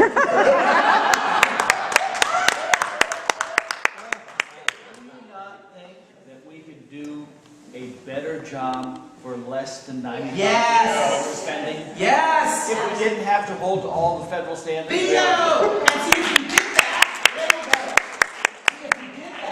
you figured out a way to make up that little on your own, and for that small price, you get complete autonomy in it. Yes. It's parent-led, it's teacher-led, that's a winner. And yet, your venal politicians at the top are telling you that we can't live without that money. Well, I've never met a politician who couldn't live without any money, right? The ones at the top, particularly your school people at the top, are particularly that way. Every penny we need, and then more. Right? You don't. You could do this so much more economically, efficiently, without all this garbage. All right. But we're almost at the break. Before we give you the break, I have to ask you this. I told you this before. You do not trust me. Just listen to the people who did this. What? Joe, what's it? Peyton Greeny looks just like Kermit the Frog, doesn't it? That's Bill Gates. Don't worry, he's got billions of dollars. I got nothing, it's fine. But I want you to listen to the people who did this. What I understand is why we're debating Common Core. Because the people who did this to you told you exactly what they were going to do. How many of you have heard the argument that Common Core is rigorous? That Common Core is better than what we have in New Hampshire, right? They've been telling you that for 6 years. Well, listen to Bill Gates back in 2013, 2 years ago. Here's Bill Gates on his own program. It would be great if our education stuff worked, but that we won't know for probably a decade. It'll be great if our education stuff works, but we're not going to know for 10 years. Come back to us in 2013 after you've given up all your freedom to the feds and spent billions of your own money, and then we'll tell you if it worked. Really? And so the next time somebody looks you in the eye and says this is rigorous, you just laugh out loud. Right? And how many of you have heard, I think this is the single most dangerous lie of Common Core. How many of you have heard that Common Core is just a set of standards, it's not curriculum, it's not pedagogy? That's the dangerous lie. Because that's what they're telling you, that our teachers can take 1,000 different paths to teach those standards. That cannot be true. When your teachers left one June morning for summer break, They came back in the fall, and all the textbooks were gone. They had either been replaced with Common Core textbooks or no textbooks at all. All the worksheets and lesson plans had been uploaded by companies like Pearson onto computers. How did your teachers learn how to teach Common Core? The only tool available to them was what the textbook companies provided. Those textbook companies were in the room with the Common Core people, creating those materials to the specifications of the committee. You cannot separate them. Try teaching your kids, your teachers, Common Core without their stuff. There's no other way to do it. But you don't need me to tell you this. Let's listen to what Bill Gates said. We'll only know if this effort has succeeded when the curriculum and tests are aligned to these standards. Secretary Arne Duncan recently announced that $350 million of the stimulus package will be used to create just these kinds of tests. Next generation assessments aligned Okay, here's the money quote. before. When the tests are aligned to the common standards, the curriculum will line up as well. That's happening right now in New Hampshire, isn't it? When the tests are aligned to the Common Core standards, the curriculum will line up as well. Where's your freedom, teachers? Where are you going to be free to do what you want? When the tests are just now being aligned to the standards, then the curriculum lines up as well. There's nothing you can do about it. And did you hear his other gem? He admits frankly and publicly that hundreds of millions of stimulus dollars were given to Arne Duncan. Did you know the federal government was using bailout money to stimulate itself? There's a word for that, but there are children present. I'm not going to use it. I'm not going to use it. Right? Oh, but if you're not mad yet, get prepared. That's David Coleman. That's the guy with no education experience, the architect of the Common Core standards. That's the guy who now is running the SATs. You think your teachers are free? You think New Hampshire that there's local control with Common Core? Why don't you listen to what David Coleman said back in 2011? Which is teachers will teach towards the test. There is no force strong enough on this earth to prevent that. There's no amount of hand-waving. There's no amount of saying, hey, teach the standards, not the test. You don't do that here, whatever. He's bigger than the king, the emperor. There is no force on this earth that will stop your teachers from teaching to our tests. You can wring your hands all you want. You can be lied to by the state education people that we teach to the standards, not the test. It's all a big joke. This has been around since 2011. And yet they tell you the same lies, don't they? Who are you going to believe? The guy who wrote the standards? Or your superintendent of public schools? Who are you going to believe on this? And ladies and gentlemen, the future president of the United States, 5 days ago in Iowa, she was asked a Common Core question. Listen carefully to what she said. You know, when I think about the really unfortunate argument that's been going on around Common Core, it's very painful. How do we end up at a point where we are so negative about the most important non-family enterprise in the raising of the next generation, which is how our kids are educated? The single most important non-family enterprise is education. She already believes they don't belong to you, these kids. 10 years ago, it was it takes a village. Now it's you have nothing to do with your kids' education. 5 days ago. The single most important non-family enterprise is education. This is serious stuff, guys, I'm telling you. And on the other side, you got Jeb Bush. On the other side, you got Christie. On the other side, you got Kasich. Where are you going to go, right? This is what I meant by this is not a right or a left issue. This is a very dangerous issue.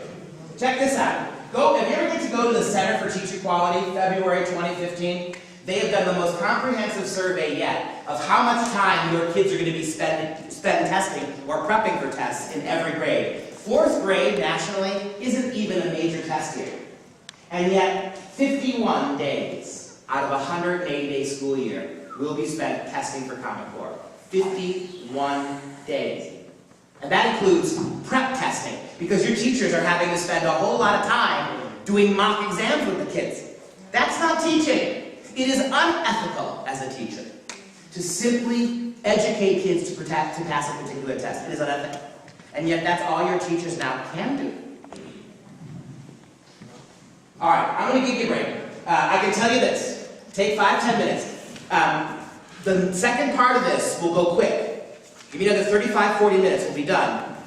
But the whole second part now is about the standards themselves. And that's important. So go to the bathroom, take 10 minutes, take a walk, get some fresh air. We'll reconvene about quarter after. We'll have to quarter after. Let's give a big hand for Dr. Duke Pesta.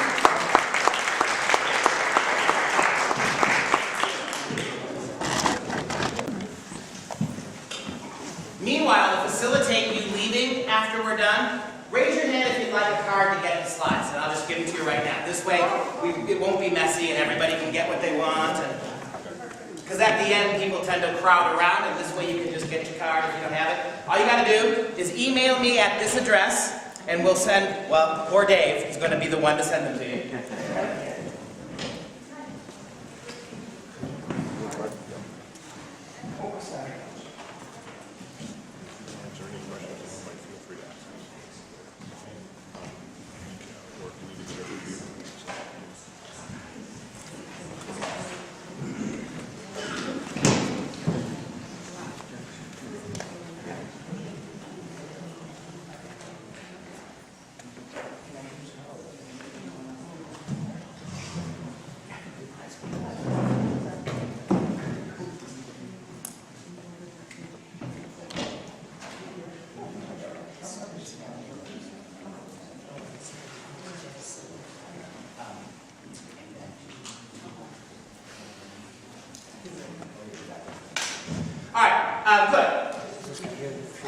Good. Quick announcement and we'll start. Yeah.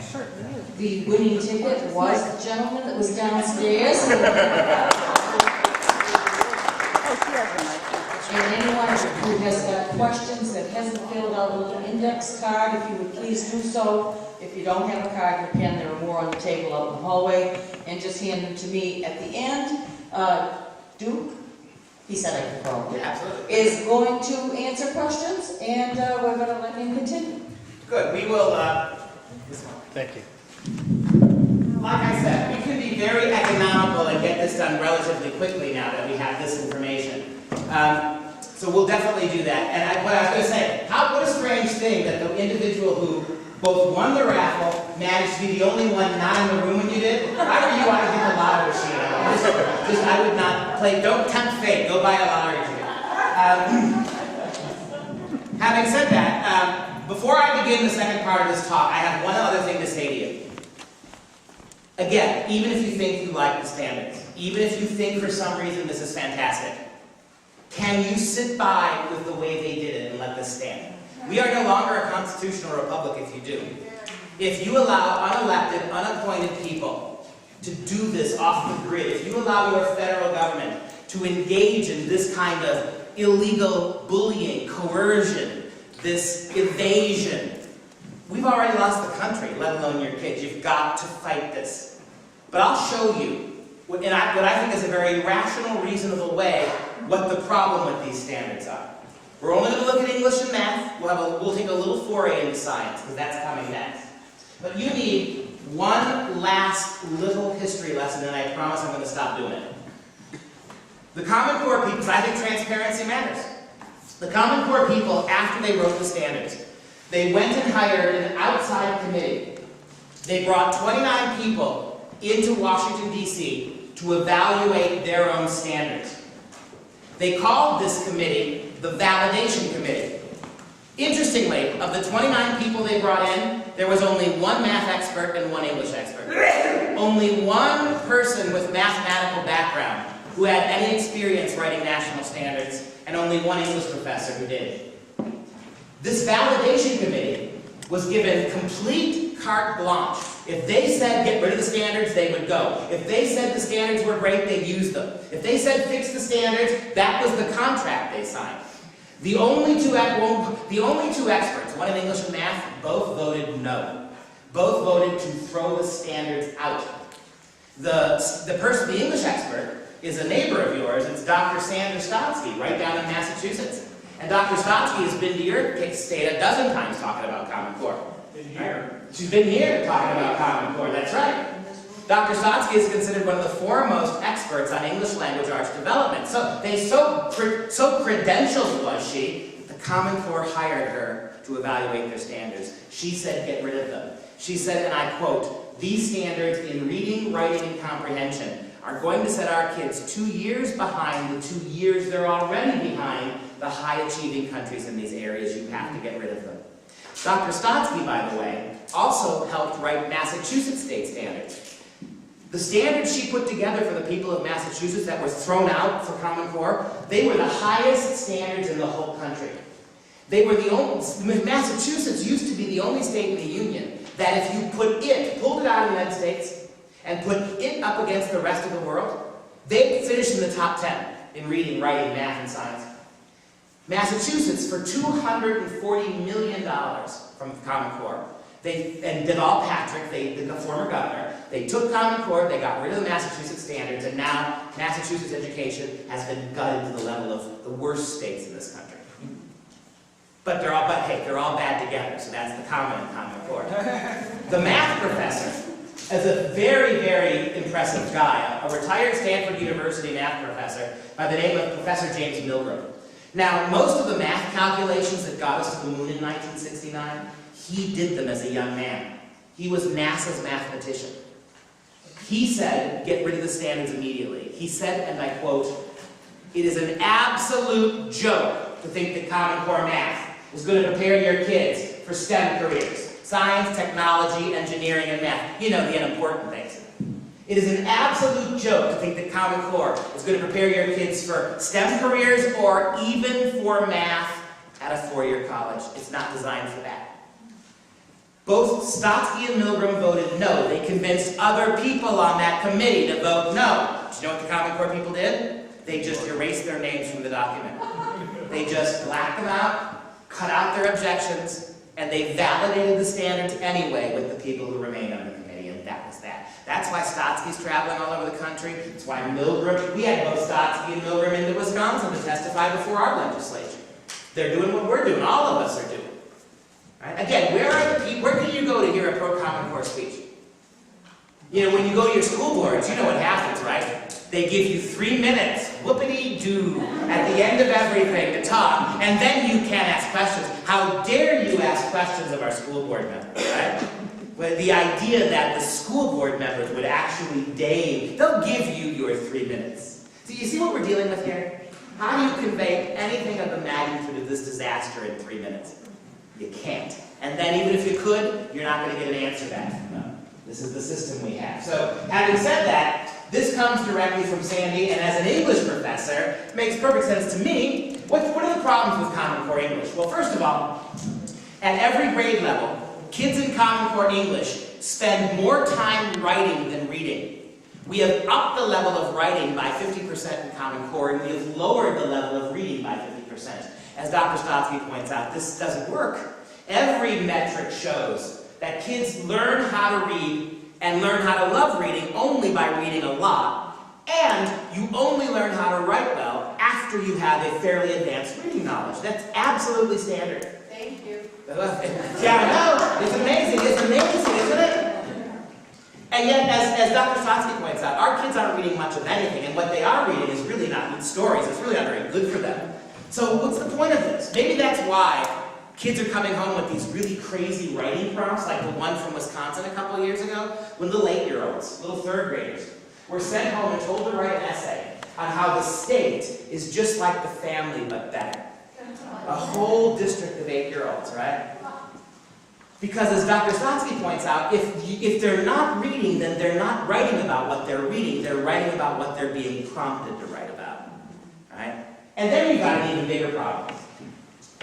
Common Core mandates requires that up to a minimum of 50% of the literature your kids used to get in English class is removed in favor of informational texts, most of which come directly from the federal government. So why do we teach stories in English class as an English professor? When you put your kids to bed at night and your grandkids, you read them a story. And so if you want them to go to sleep, Wouldn't you read them a Bill Gates computer manual or something like that? I mean, that would work, but you don't. When you read kids' bedtime material, you read them stories. In other words, you're exciting them. You're getting their little hearts thumping and their eyelids. You're stimulating your kids when you put them to bed. Why? Because you know intrinsically that kids only want to read and become better if they're reading stories. You can't give a 7-year-old a manual. You can't give an 8-year-old a grocery list. That's not going to help them developmentally at all. You keep hearing developmentally, all these liberals we've been citing, developmentally inappropriate, that's one of the reasons why. They've taken out all the literature and they're replacing it with things. In fact, here are some of the exemplar informational texts that are replacing literature in your kid's English class. English class. By the time your daughter's a freshman in high school, she's going to be exposed to stuff like this. Recommended levels of insulation. A report released in 2010 by the US EPA and the Department of Energy. It's a 50-page regulatory manual about the environmentally correct way to insulate new buildings. Is that going to get your freshman daughter jazzed up for reading more regulatory manuals? By the time your son's a 10th grader, they're reading President Obama's own executive orders from the White House. Executive Order 13423, strengthening federal environmental, energy, and transportation management. Sandy estimates that about 35% of the informational texts that replace literature deal exclusively with man-made global warming and America's role in destroying the planet. And as Sandy points out, this isn't critical thinking. Critical thinking is when you expose kids to multiple perspectives on an issue and you let them decide. This is not. All you're getting is one-sided, unidimensional, one-argued way of doing things. Go back, as Sandy says. What do you get? When you teach, one other reason why we teach the classics to kids, besides the eminent storytelling that has, for 2,000 years, gotten kids into reading, you also have another thing that it does. When your kids are reading Shakespeare in 9th grade, you have no idea how Shakespeare would have voted on illegal immigration. When they read Jane Austen in 10th grade, who knows how Jane would have voted on green energy legislation? When you read the classics, you talk about apolitical big picture issues. Love, truth, justice, war, right? These are the things. And so as Sandy points out, what we used to talk about in English class, morality, ethics, issues of peace and love and war, all that's gone now, and it's replaced with specific one-sided informational texts. Much less classic literature, and many more informational texts. By the time your son's a 10th grader, a long essay on the evolution of the grocery bag. And yes, I know you want to read it, so spoiler alert, paper and plastic are both bad, and America's destroying the planet. The whole English is being completely rewritten as a vehicle simply to put certain progressive liberal social issues into place. It's exactly what Ann Marie said. It's even beyond the mere competencies. Competencies, as she pointed out, that's just a sham word, right? They're not trying to make your kids competent at anything. They're trying to make them politically pliant. They're trying to make them ideologically conformed. So this is what you're getting. But that's not even the worst. That's bad enough, but it's worse. Stotsky asked the question, why? Why, given that so little literature is left in Common Core, why is the literature that's left so developmentally inappropriate? Why is there so much graphic sexual content? Why is there so much violence in the books, the literature that's allowed to remain in Common Core? Here's but one example. This is Toni Morrison's The Bluest Eye. Now Morrison, of course, is a great writer, African-American novelist. She won the Nobel Prize in Literature. But we wouldn't assign a book like this to freshmen in college. It's about a 12-year-old girl who's a victim of rape and incest, and over the course of the book comes to bond with her assailant in such shocking ways that the language of the book repeats it. I've blocked out the worst words, but I'm going to leave this up there for about 2 seconds because we have a couple little ones here. Take a quick, you may not be able to read it. But this is the kind of stuff. This book has been pulled out of Common Core classrooms for kids as young as middle school, 8th graders. I'm going to remove it. If you'd like to see that and more, come up afterwards. This book has been pulled out of Common Core classrooms for kids as young as 8th grade. It's been pulled out of Roman Catholic schools using Common Core for kids as young as middle school, 8th grade. There are about 3 dozen different books like that in the Common Core exemplar list alone for high school kids. Books like Dreaming in Cuban, books like Black Swan, that have shockingly graphic pornographic levels of material and imagery. Why, Sandy says, what in the world? You took all the literature out and you're putting that stuff in? And it's not just the high school kids. Even the youngest kids' assignments have been hijacked by inappropriate material. This is an example for an 8-year-old, third grader. It's up until Common Core got their hands on it. It was a pretty solid assignment. You send the kids home with a paragraph. The kid reads the paragraph and answers some questions. What are the questions? Who's the main character? What is the plot of the story? Let me read you this 8-year-old assignment when the Common Core took it. Notice that Mom crossed out the assignment, wrote inappropriate. I'm not explaining this to an 8-year-old. You know, somebody needs to do this, and if I had time, I would. Somebody needs to weave together a simple book. It would probably be about 1,000 pages of moms who have had to send back assignments with notes like that on it. Every state across the country, thousands of, why are moms of elementary school kids having to send homework back with notes like this? You could easily put together a book of 1,000 entries. Here's this one. Ruby sat on the bed she shared with her husband holding a hair clip. There was something mysterious and powerful about the cheaply manufactured neon clip that she was fondling in her newly suspicious palms. She didn't recognize the hair clip. It was too big to be their daughter's, and Ruby was sure it wasn't hers. She hadn't had friends over in weeks, but here was this hair clip, little and green, with a few long black strands of hair caught in it. Ruby ran her fingers through her own blonde hair. She had just been vacuuming when she noticed a small, bright green object under the bed. Now their life would never be the same. She would wait here until her husband Michael returned home. And the 8-year-old, to get the answer correct, has to identify that Dad's having an adulterous affair in Mom's bed. 8-year-olds. I'll show you a couple more as we move forward. And if I were sitting where you, it's tempting to think that, oh, you just cherry pick these. You go type into Google sexualized Common Core lessons, you're going to get 1,000 of these. They're all over the place. What's it? And the people will say, the teachers will say, the superintendents of schools will say, well, that's the textbook company's problem. There's nothing wrong with Common Core. But all of this was done to the specifications of the standards. All of this was put in to tailor what the people who wrote them wanted. You really think the textbook companies are just making this stuff up for their own purposes? Who's paying them? Who's their bread and butter, the textbook companies? It's the Common Core, which is requiring every school district in the country to rebuy stuff. This wouldn't be here if they didn't want it here. And have you heard a single Common Core committee member come out and decry this? Have you heard a single Common Core committee member at the federal level come out and say, we need to fix these texts? No, they say nothing about this. The idea that they're not the same thing is absurd, the standards in the curriculum. And the math standards. Talking to Dr. Milgram is absolutely stimulating. I mean, if you can stand math talk, which I'm not very good at. But the guy knows what he's talking about. And so the very first thing Professor Milgram did when he got to the committee, he says, you keep arguing that Common Core is internationally benchmarked, that you've done all this work to make sure it works. Well, tell me what countries you surveyed. And they quickly handed him a list. South Korea, Sweden. Good. All the countries where math is taught very well to kids. Then Milgram made the mistake of asking, show me your math. How did you test them? How did you try to measure this? The whole time they were on the committee, the Common Core refused to provide any evidence at all that they did it. In fact, 6 years into the Common Core, nobody has ever seen any evidence at all that it was done. It wasn't done.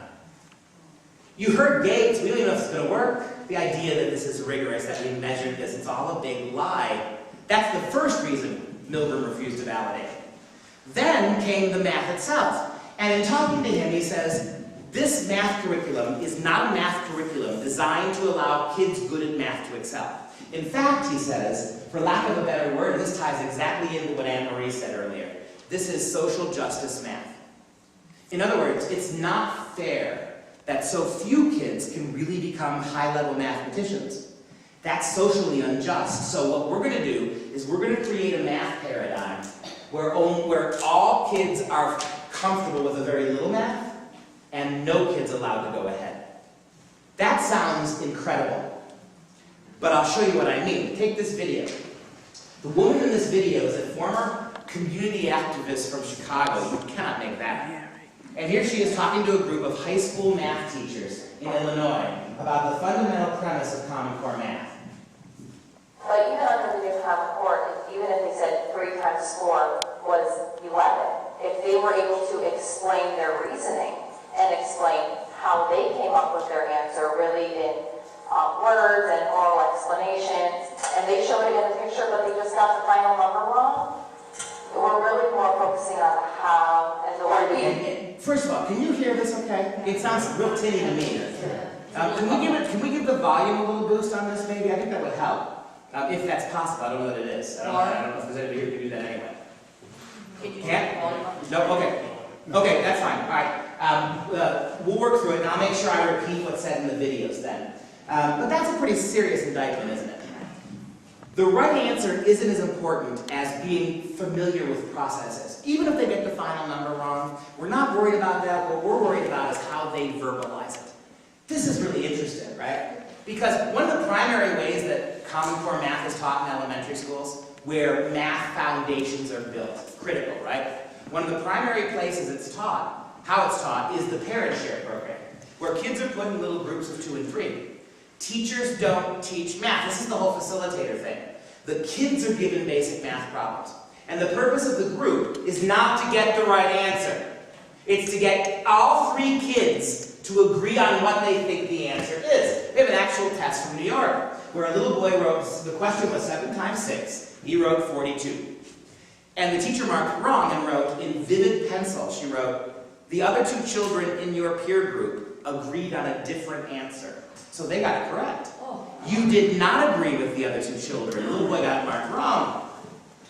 This is what they're doing with this. And this is the standby mentality, right? Teachers don't teach. And it's about, notice what it's about. It's about cooperation, consensus, collectivism. Settled science. What? Settled science, yes. Our politicized science that's being challenged now in the halls of academia, that's all settled. And nobody can, in other words, as you know, right? And you're going to see that in about 5 minutes. Science, too, has now been subordinated to politics. The right answer only matters if it's an answer that conforms with what the government's looking for. This is interesting in math. We would rather have our kids learn team building and communality and the idea that truth doesn't matter. All that matters is we all see things the same way. Very robotic, isn't it? And then you've got this. This may be a little bit hard to hear, but I'll talk you through it. We've got a university math professor here who cannot help her 8-year-old daughter with her homework. What kind of program, Milgram says, designed for little kids' math, freezes parents out from helping their kids? That's the sociological aim of math. That's the social justice component of this. They've put together an obtuse, obscure, arcane math program that leaves CPA and medical doctors unable to help their kids with their math homework. Milgram says there's no reason for this unless you want the parents frozen out, right? And so here's the difficult math problem. Add those 3 numbers, 1568, 1423, and 680. So what I want you to do is, can you solve that problem showing me the way that you learned how to solve it in school? And talk to me while you're solving it. So we learned that a big square like this is 100. So we could make that 100 into a cube, which would make 1,000. So I'm going to do that. So a square is 100, and a cube then equals 1,000.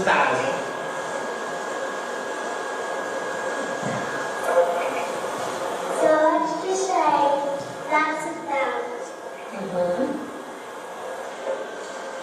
And now we still have to do 500. Could make that into 5 sheets.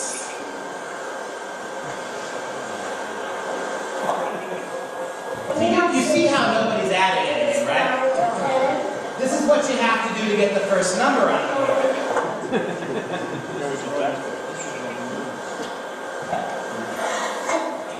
For the first day, Now you got to put the second number on the board. 1,000.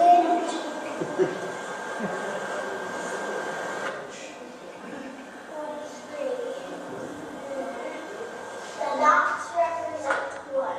That's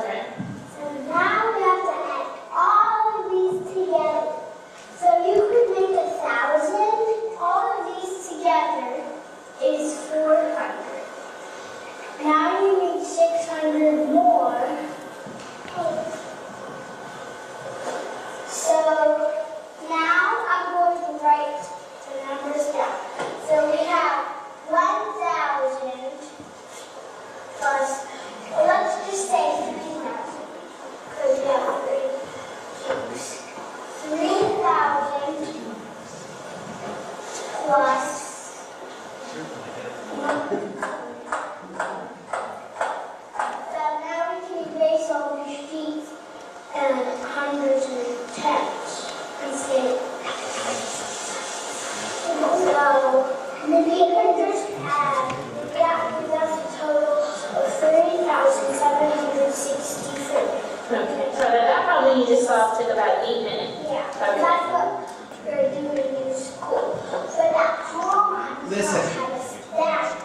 And we're not allowed to do stacking in school. That's Common Core prohibits this. So I'm going to stack these numbers, which is very easy. If you get an answer that way in Common Core, they mark it wrong, even if you get the right answer. You are prohibited in doing You're looking that. at your problems. That's 2 different answers. So you got 2 different answers. What do you think happened? I counted wrong. Looks like you did the stacking correctly, and that took you about a minute. So I think I did something messed up in. Okay, you get the point, right? And as Milgram points out, look, I get it. I get that some kids are visual learners. I get that kids learn differently. But in a math class, why are you prohibiting kids from doing the simple math way, the most mathematical way? Because what you're doing in that other stuff isn't really math anymore, isn't it? And why do they call this kind of math developmentally inappropriate? Because, remember what the state of Washington Democrats said at the youngest grades? Little 5 and 6 and 7-year-olds are not abstract thinkers yet. Their brains haven't developed. For a 6-year-old, you give them the number 1, and they can't, if you tell them number 1 is a cube, they can't do that yet. You are stacking the deck against those kids. You kids can't think that way. So when you get little kids to start translating numbers into symbols, the whole thing falls to pieces. It's a disaster. That's the clinically developmentally inappropriate way this isn't working for our kids. But that's not even really math, is it anymore? I mean, you think about what's going on there. That little girl is talented mathematically. She got the wrong answer, but she can kind of explain why she's doing it both ways. But if you're a kid who can really do math, what's doing that going to do? It's going to destroy you, isn't it? Frustrate you. You are not going to help the bad math student. When I tell the story all the time, when I was in 3rd grade, I had a 2nd grade math level. I'm 45 years old and I still have a 2nd grade math level. I can balance a checkbook, I can leave a tip, although I always leave 20% because I can't quite handle the 5. I was never, what you do, I don't have that kind of brain. But while I was in 2nd grade, I also had a high school reading level.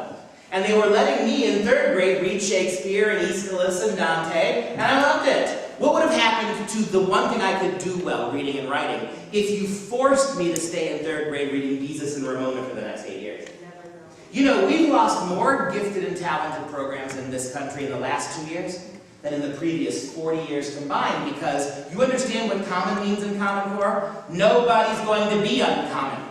You're really good at math, tough. You're going to stick with your 3rd grade peers and you're going to do what they do. No one's getting ahead. We've lost more, we're getting rid of valedictorians across the country because it's not fair. One school in California, always California, to show how much they love their students, they had 475 graduating seniors. So they had 475 valedictorians, all of them. Right? You're losing honors programs are going away because they're socially unjust. Why should we reward kids who are smarter than other kids? Why should we single them out for praise? Right? This is all happening. This is the sociological component of this. What they're calling competencies is really just cutting the head off any kid who sticks his head above the others. And please tell me how this isn't socialism. It is. Please tell me how one-size-fits-all education, outcome-based education, isn't Marxist socialism. I mean, think about it. The whole premise now of your educational system is, it doesn't matter where a kid starts. Doesn't matter what her strengths are, her abilities, doesn't matter whether she works hard or is lazy, doesn't matter what her home support situation is like, or the quality of her schools. All that matters is that by the time she goes through the sausage grinder of Common Core, your kids are all going to be the same. I'm a kid who really works hard and tries, you're a kid who doesn't care. All that matters is that at the other end we're going to be at exactly the same place. That's socialism, isn't it? That's sociological nonsense, isn't it?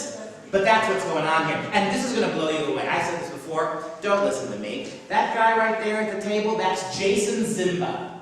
He's one of the 5 who wrote the standards. In fact, he's considered the architect of Common Core math. He, more than anybody, is credited with Common Core math. In this short video clip, he is going to admit that Common Core was never meant to prepare your kids for STEM careers, and it was never even meant to prepare your kids for four-year colleges. And the woman interviewing him, who gets it out of him, you won't see her face, that's New England's own Sandy Stotsky, right? Listen to this short exchange, it's going to blow you away. The definition of college readiness, I think it's a fair critique that it's a minimal definition of college readiness. Dr. Stotsky, your definition of Common Core as minimal college readiness is a fair critique. I'm going to tell you that again. The definition of college readiness, I think it's a fair critique that it's a minimal definition of college readiness. Or some colleges. Well, for the colleges most kids go to, but not that most parents probably aspire, right? It's not for STEM, it's not for That's true. It's not only not for STEM, it's also not for selective colleges. She says it's not for STEM careers. He says not only is it not for STEM, it's also not for selective colleges. And he's going to go on to say, he's going to give an example. For instance, he's going to say UC Berkeley. Your kid wants to go to UC Berkeley, he better have pre-calculus even if he doesn't want to be an engineer. But that's deceptive. Because all we mean by selective college is any college that has a basic math requirement. All of them do. All colleges require certain math scores. They're all selective in that way. Your kids are not being prepared for anything. I won't stop at this time, it's only a 90-second clip. But listen to the end of it, it's even more shocking. The definition of college readiness, I think it's a fair critique that it's a minimal definition of college readiness. Or some colleges. Well, for the colleges most kids go to, but not that most parents probably aspire, right?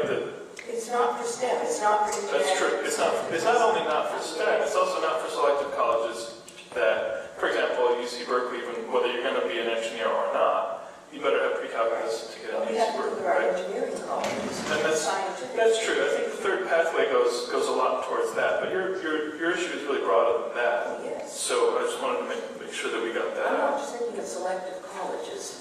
There's a much broader question here. That's right. It's both, I think, in the sense of being clear about what this college Okay, readiness listen is. to Dr. Stotsky. And that's the big subject. But not to call something college ready when it only applies to a certain kind of college and a certain lower level of mathematical expertise that won't buy you far on the international market in most major disciplines of technology, economics, business, and so on. And all he can do is shake his head. But you can't call something college ready when it only applies to a certain kind of college and a lower level of mathematical skill that will not buy our kids far on the international market in terms of technology, engineering, science. This is the guy who put the standards together. He's telling you, and as Milgram points out, it's not about math. It's not about allowing, because what, in any given math class, you remember, I wasn't that kid, but in any given math class, what was the percentage of kids who could really do math intuitively? 10%? And that's not just not just anymore. So let's give every kid, and artificially hold back the kids who can in the name of justice. Because you want to make all kids the same kids. I use this metaphor. You want to get me into the NBA? Let's put Common Core math and apply it to the NBA. There's nobody that looks like me in the NBA. At least I hope not. There's nobody like me in the NBA. But in the interest of fairness, there should be, shouldn't there? See, I'm not even whining. I'll be the 13th man. I'll sit on the bench, wave a towel, and wear a jumpsuit. Just give me my $4.1 million average salary. Yeah, right. If you're going to get me into the NBA, right, what are you going to have to do to the overall level of play in the NBA? You have to drop it, right? It's the same thing here. And that's Jason Zimba. How about this little assignment for a 7-year-old, a second grader? The question says, tell how to make 10 when adding 8 plus 5. The little boy says, you cannot make 10 when adding 8 plus 5. That would have been my answer. The teacher marks it wrong and says, yes, you can. Take 2 from 5 and add it to 8. 8 plus 2 equals 10, then add 3. Why don't you just take 5 from 8? And if you think about that long enough, I suppose you could sort of make sense out of it. But at that point, it's not math anymore, is it? What that teacher just did isn't math. She's playing word games. This is Mad Libs for math. Yeah, sure. But you can also, can't you also make 10 by ignoring all those numbers and just putting a 10 on the board? I mean, effectively, you can do all sorts of things, but it's not math anymore. And so for somebody who's not mathematically inclined, like I wasn't, this isn't going to confuse me any more than anything else did. But for those who can do it, what's it going to do to them? Look, if when I was in 3rd grade, you put me in a group of 3 other kids, and you said all agree on the same number, I'm going to single out the kid in the sweater vest and the glasses, and I'm going to agree with them every time. You put me in, do you understand how little math is getting done? If it's taking you 8 minutes to work out a problem for a simple addition, when it took 30 seconds to do a stack, as Milgram points out, in every high-achieving math country on earth, all of them, kids start serious algebra in 7th or even 6th grade. Under No Child Left Behind America, our kids didn't even start serious algebra until 8th grade, and under Common Core, real algebra is pushed into high school. Which means if your kids aren't starting serious algebra till high school, they will never get to calculus and advanced math. High schools all across the country are removing the option of calculus from the books.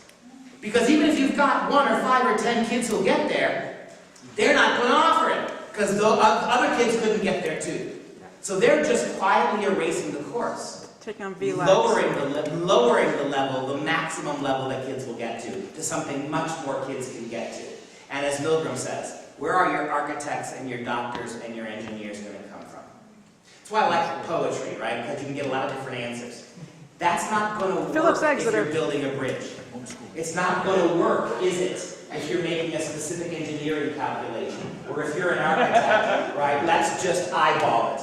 We all agree. Let's all agree on what we think the calculation is, but this is what they're doing here, right? And then you get this. I told you science is coming. Watch this little gem. So do you understand why this is inappropriate, Audrey? Audrey Basey just wanted to get her bio homework on DNA done when she got to a question that stumped her. It reads, the sister of the mom above also had issues with finding out who the father of her baby was. She had the state take a blood test of potential fathers. Based on the information in this table, why was the baby taken away by the state after the test? As if that question isn't tacky enough, look at the potential fathers. Bartender, guy at the club, cab driver, or flight attendant. Father Larry Basey took one look at this piece of homework and flipped. What are they teaching? What is this? I couldn't come up with the words. I'm like, oh my God. It's teaching them that it's okay to not know who it is because you can have the state help you. And if they can't help you, they're going to take your child away. And it's not the way it is. Were you fired up? Oh, I was beyond fired up last night. And the other thing, but you know what? As absolutely tacky and disgusting as that, because you remember when we were in chemistry class, we had the same, it's a ratio. You do the ratio. It's using math to figure out probabilities, ratios, to answer a science question. Do you remember what was lots of it was bunnies? You have a white bunny with pink eyes and a brown bunny with brown eyes. What is determine the ratio of what the eyes of the babies would be. Now you've got some weird 3 Mile High Club flight attendant stuff going on here. I don't know what that's all about. But that's not even the worst part of this. Neither the father nor the reporter got it. This is a science question. And yet the whole final answer was, why did the state take the baby away from the father? Please explain to me the scientific dimensions of that. What does math and science, numbers have nothing to do with morality and ethics. We want our math kids to learn numbers. Now numbers are secondary to all this social encoding going on.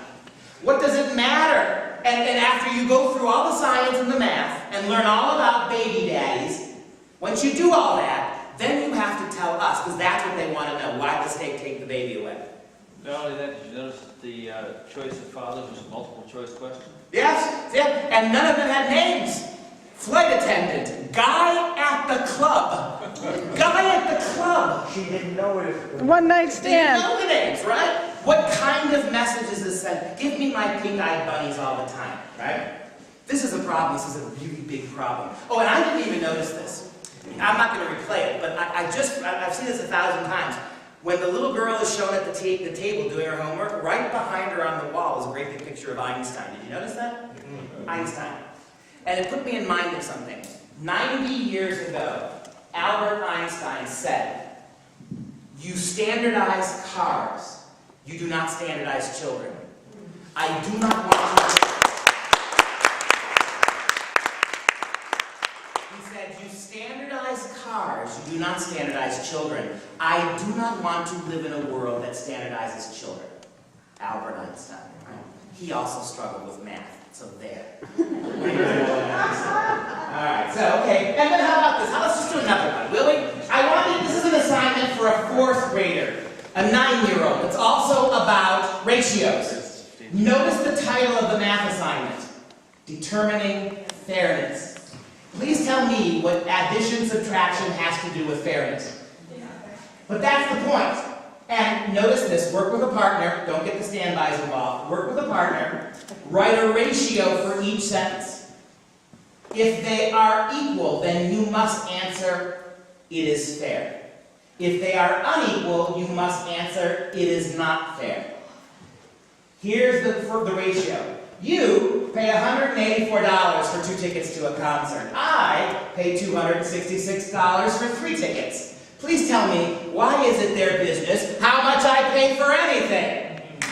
And what do you do in here? You're convincing kids that all this math must only be useful if you're evaluating. This is undermining capitalism.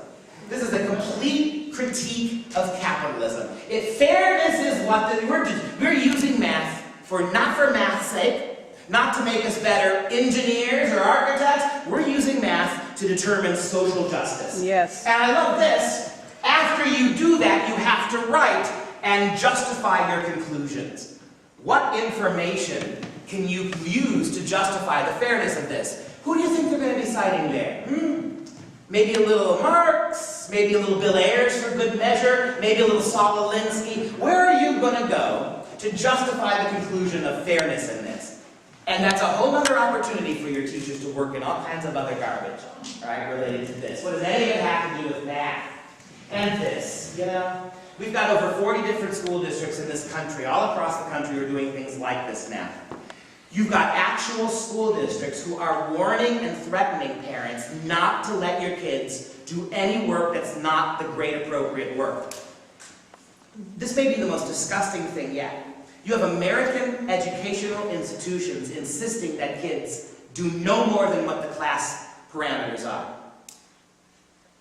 What happened in Irvine? Well, in Irvine, you had a situation where moms and dads started freaking out because by the time their kids were in 4th and 5th grade, they could not do simple addition in their head. One of the things that Common Core prohibits is memorization of multiplication tables. You can't do it. They will not do it. And if you teach your kid to memorize them at home, and on a 4th grade multiplication test, your kid just writes 8 times 8 is 64. Is that the right answer? Yeah. Okay. The kid writes 8 times 8 is 64 and doesn't do all the arcane, stupid drawing, and we credit for it. If the kid says, I memorized it, not good enough. And so you had a situation where 4th and 5th graders could not do simple math problems in their heads. And so the moms and dads started hiring tutors, having their kids work on math, and here's the response to the school. Here's the warning. The links on this page are intended to support the classroom instruction that your child receives from his teacher.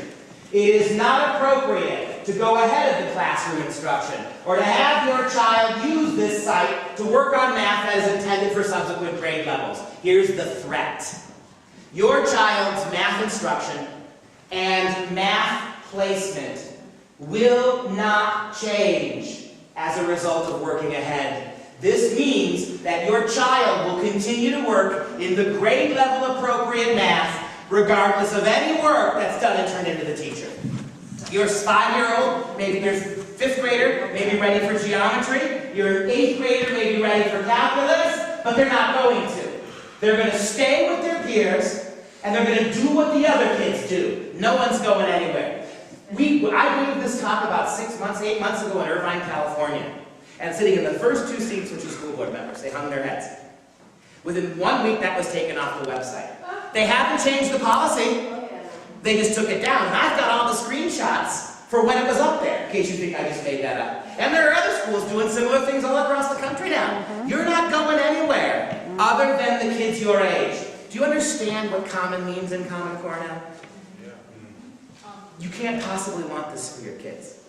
You can't possibly insist that your kid who's really good at math is better served by not being able to do math, so long as he's like every other kid in all the other areas. Would I have been better off being slightly better in math at the expense of not being able to do the one thing that I really loved and could do well? But that's their side, that's what they're doing, right? So you see the social justice implications of this. We're just about done. And remember what I said to you. If you type in sexualized Common Core math, if you type that in to Google, you'll get sexualized Common Core English. You'll get 1,000. Type in stupid Common Core math. You want hundreds of examples of that stuff? You'll find thousands of them. This is not cherry-picked stuff. And I saved this for last. This is the second half of the Common Core copyright. Nobody sees this.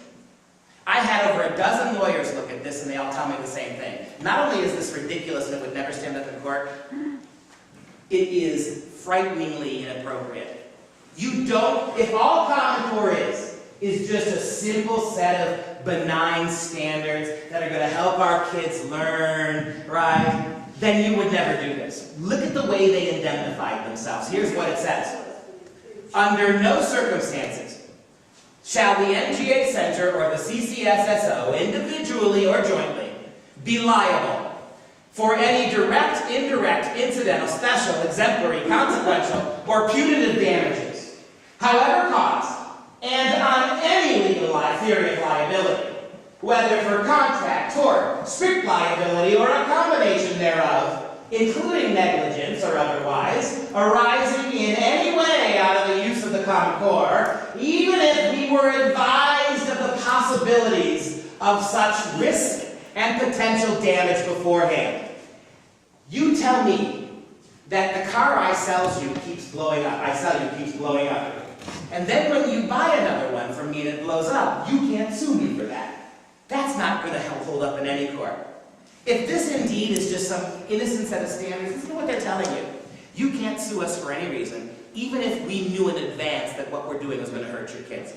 These are the people who made up standards for your 8-year-olds. They're telling you no matter how damaging they are, even if we know it, you can't sue us. That tells you a lot, doesn't it, about what their mindset is. This whole thing is one big lie. And the only reason it's still here is because 90% of our moms and dads are not paying any attention. None. You know, there's a recent study done, very reputable study done. About 80% of American moms and dads think the public schools are broken, but only 20% think their school's broken. That's why we're not winning this fight. Because it won't happen here, not in my school. I've said because, yeah, I understand, no mom wants to think that she put her kids in the way of this. But she did, right? No mom and dad wants to think that the federal government would do this to your kids, but they're doing it. It's a crazy thing, right? And we went 2 hours. I got 8 more hours of information here. I'll send you most of it. I'm not going to tell you. It's already 5 o'clock. So we'll finish up here. We'll take a few questions. Do you have any final business? No, I was going to do questions and answers. Questions and answers. Thank you so much for listening to me today.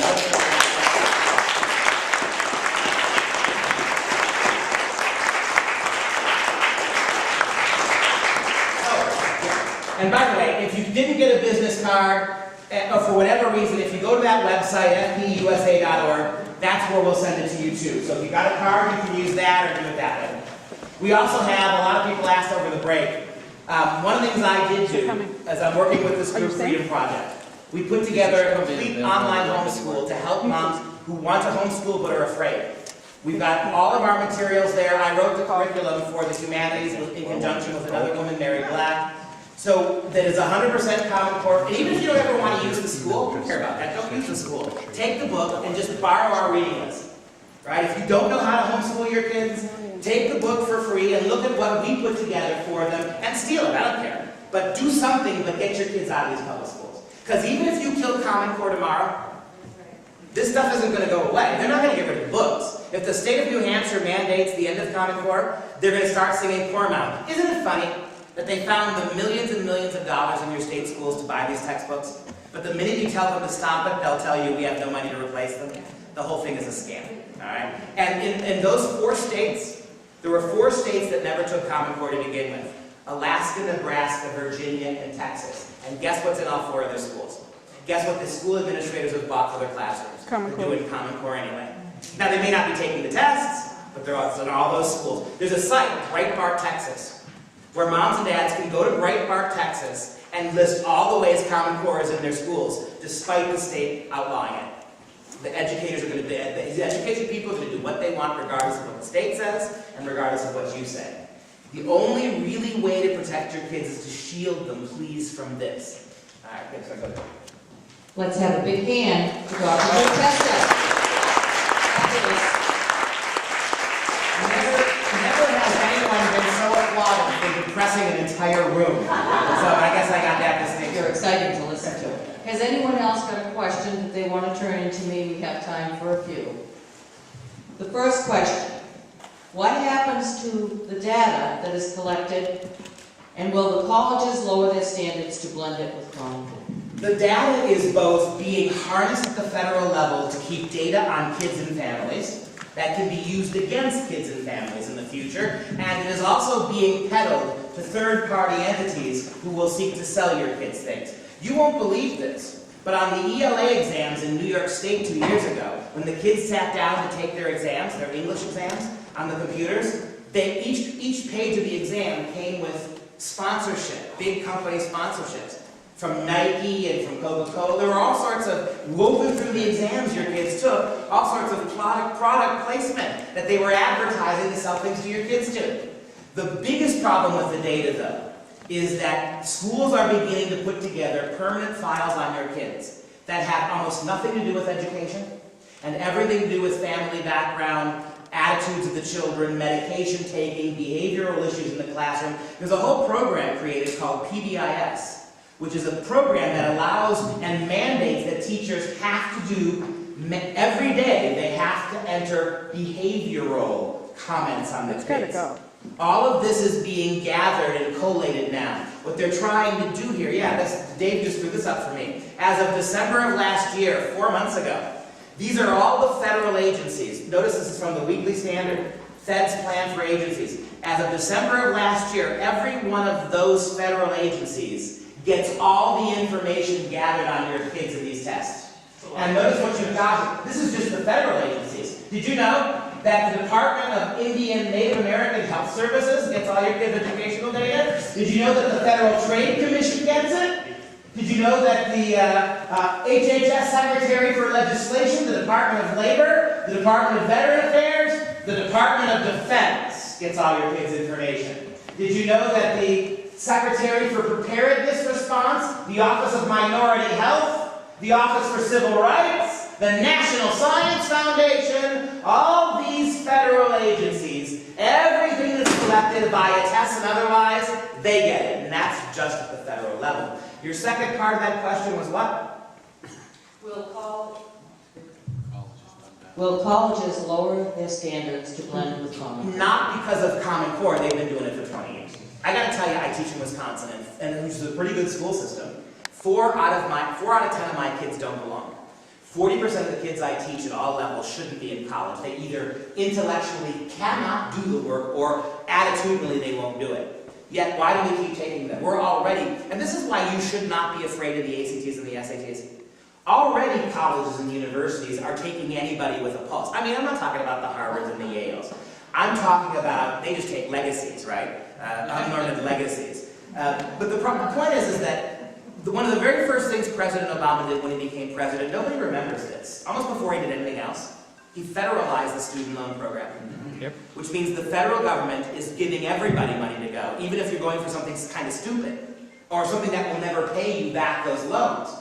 Why did they do that? Because the feds want your kids in college.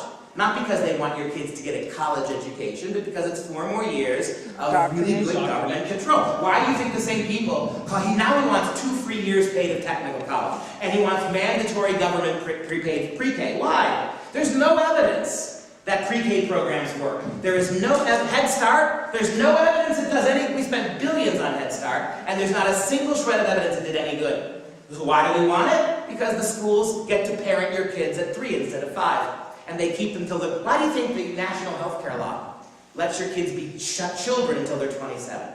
If they get your kids from 3 years old, and most of our kids can't get a 4-year degree in 4 years. It's taken 5 and 6 years to do what it took you and I 4 years to do, in spite of their higher ACT scores. So the feds have them from 3 now till they're 27. You think by that time you're not going to change their minds then.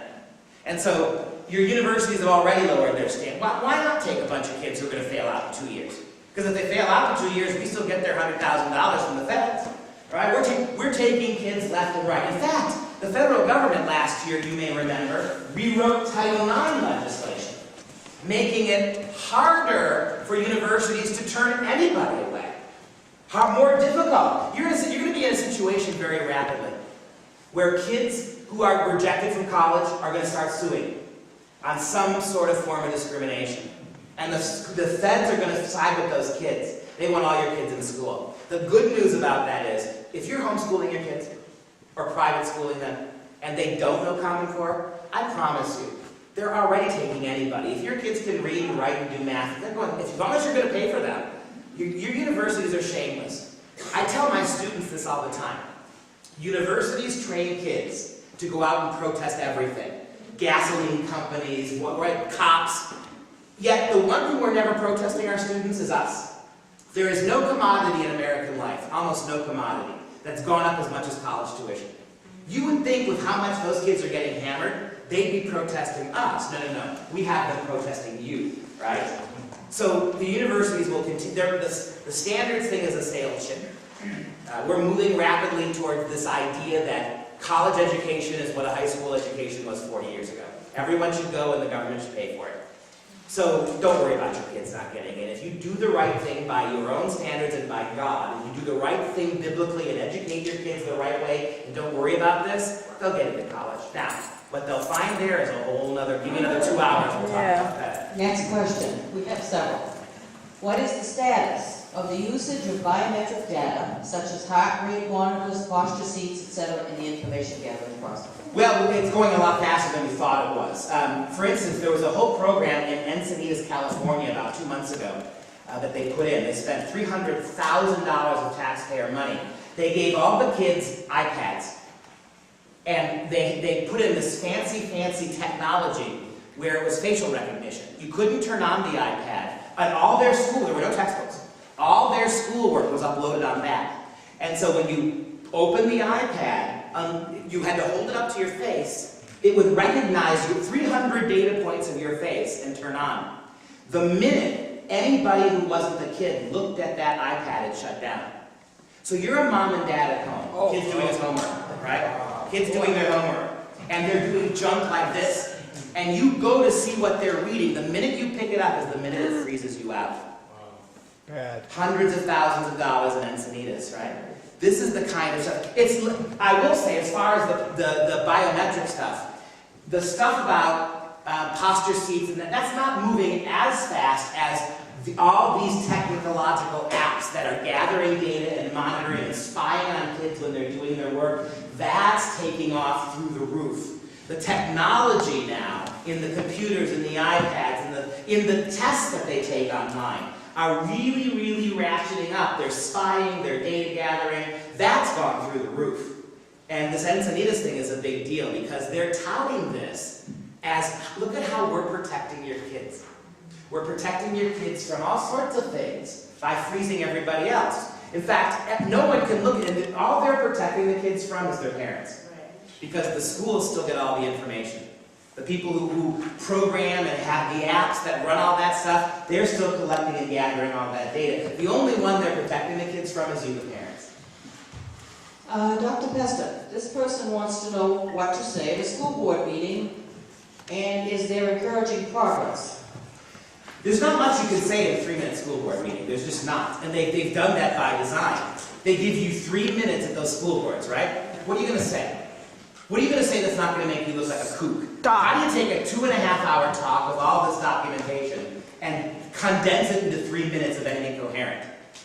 And even if you did manage to pull that off, the idea that you're going to get a response for them or you're going to change their minds, I guess if you're going to deal with the school boards, what I would say is this. Pick one aspect of this. One. Resist the urge to tie a lot of things together. Pick one manageable thing and give a good 3-minute presentation about why that's a disaster. That's the best you're going to do. Because if you try to jam 4 or 5 things into 3 minutes, they're going to think you're nuts. It's just what you would be much better served instead of submitting to their ridiculous anti-public rules about who can talk when. Find ways to break that up. Demand that they have an open hearing on Common Core. Demand that they present. Let them present and let you ask them.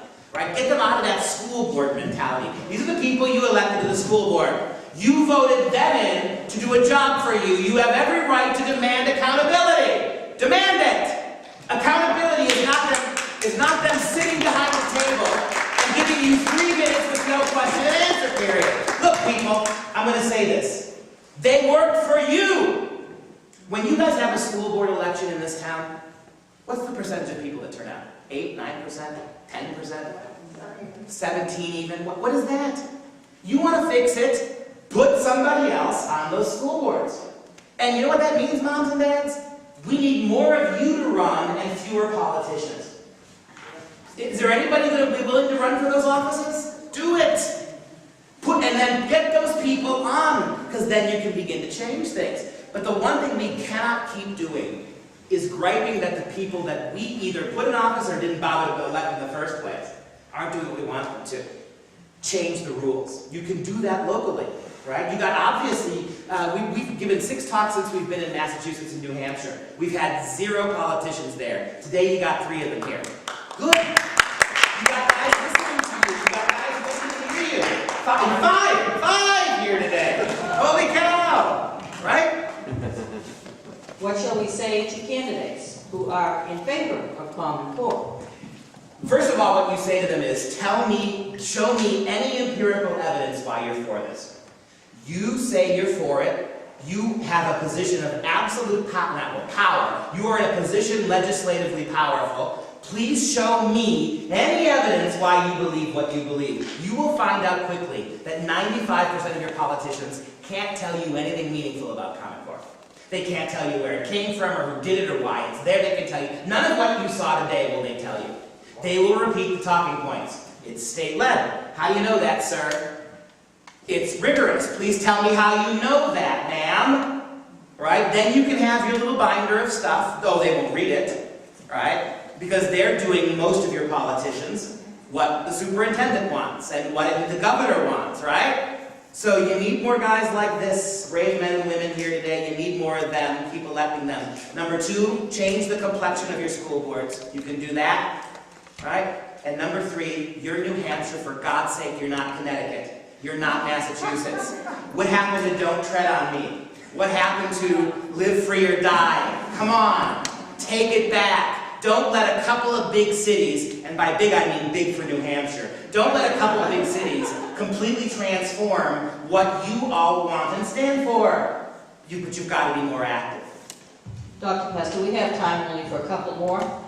Is attitudinal testing, and they say, for instance, are you more likely to do what your friends do or follow your own convictions? Is this part of Common Core? Yeah, one of the most alarming, we didn't talk about this as part of what we've got but didn't get to, one of the more alarming aspects of Common Core is the junk psychology that's being used in the schools under the rubric of counseling, career counseling. Your schools are spending thousands and thousands of dollars on this professional counseling stuff, which is no more than just second-rate pseudo-pop psychology. They're giving your kids surveys. I mean, you're surveying kids on career choices now in 2nd grade. Come on.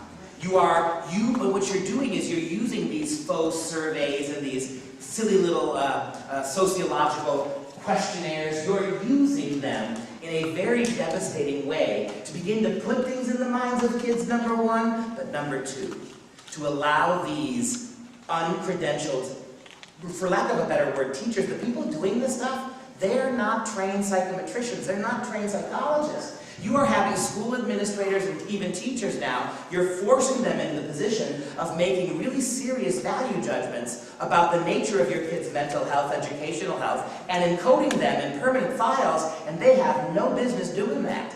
That stuff is happening now at every stage. That's right, it's gotta go. Jump in here. We have a piece of legislation that will be voted on in the Senate. It is House Bill 206. 206 was a bill to require parental consent before a school can survey your child or give them a questionnaire. 206 started out great. Unfortunately, we had one member in the House that said she did not want parental consent in there. So it was removed. It has moved over to the Senate, where parents showed up and said, we want parental consent. Add it back to this piece of legislation. The Senate Education Committee amended it to go to a study committee where bills go to die. Okay? So, I am now out there pleading with everybody to contact their state senator and say, pass 206 as originally submitted with parental consent. Before they can, because the surveys are shocking what they're asking these children. And parents do not see them. Some parents are being notified. We want you to be notified and to make sure that you give your consent. So please, on HB 206, contact all of the state senators and say, go back to the original language, and that's what we want passed in the state. And your Senate Education Committee failed big time on Thank you, this. Ann Marie. If you contact me, I can send you many of these surveys, absolutely, so you can read them yourselves. Can I just add to that real quick? I was talking to a 30-year politician in Wisconsin, and he said something to me, and you guys can confirm if they're not true. He said to me, here's the single biggest piece of it, because he was on our side. He said, here's the single biggest piece of advice I can give you. In my office, he said, when we get 10 phone calls on any issue, it's a big deal. He said, I've been a politician for 30 years. I can count on one hand the number of times I've gotten 10 phone calls on anything. He said 10 phone calls, a red light goes off.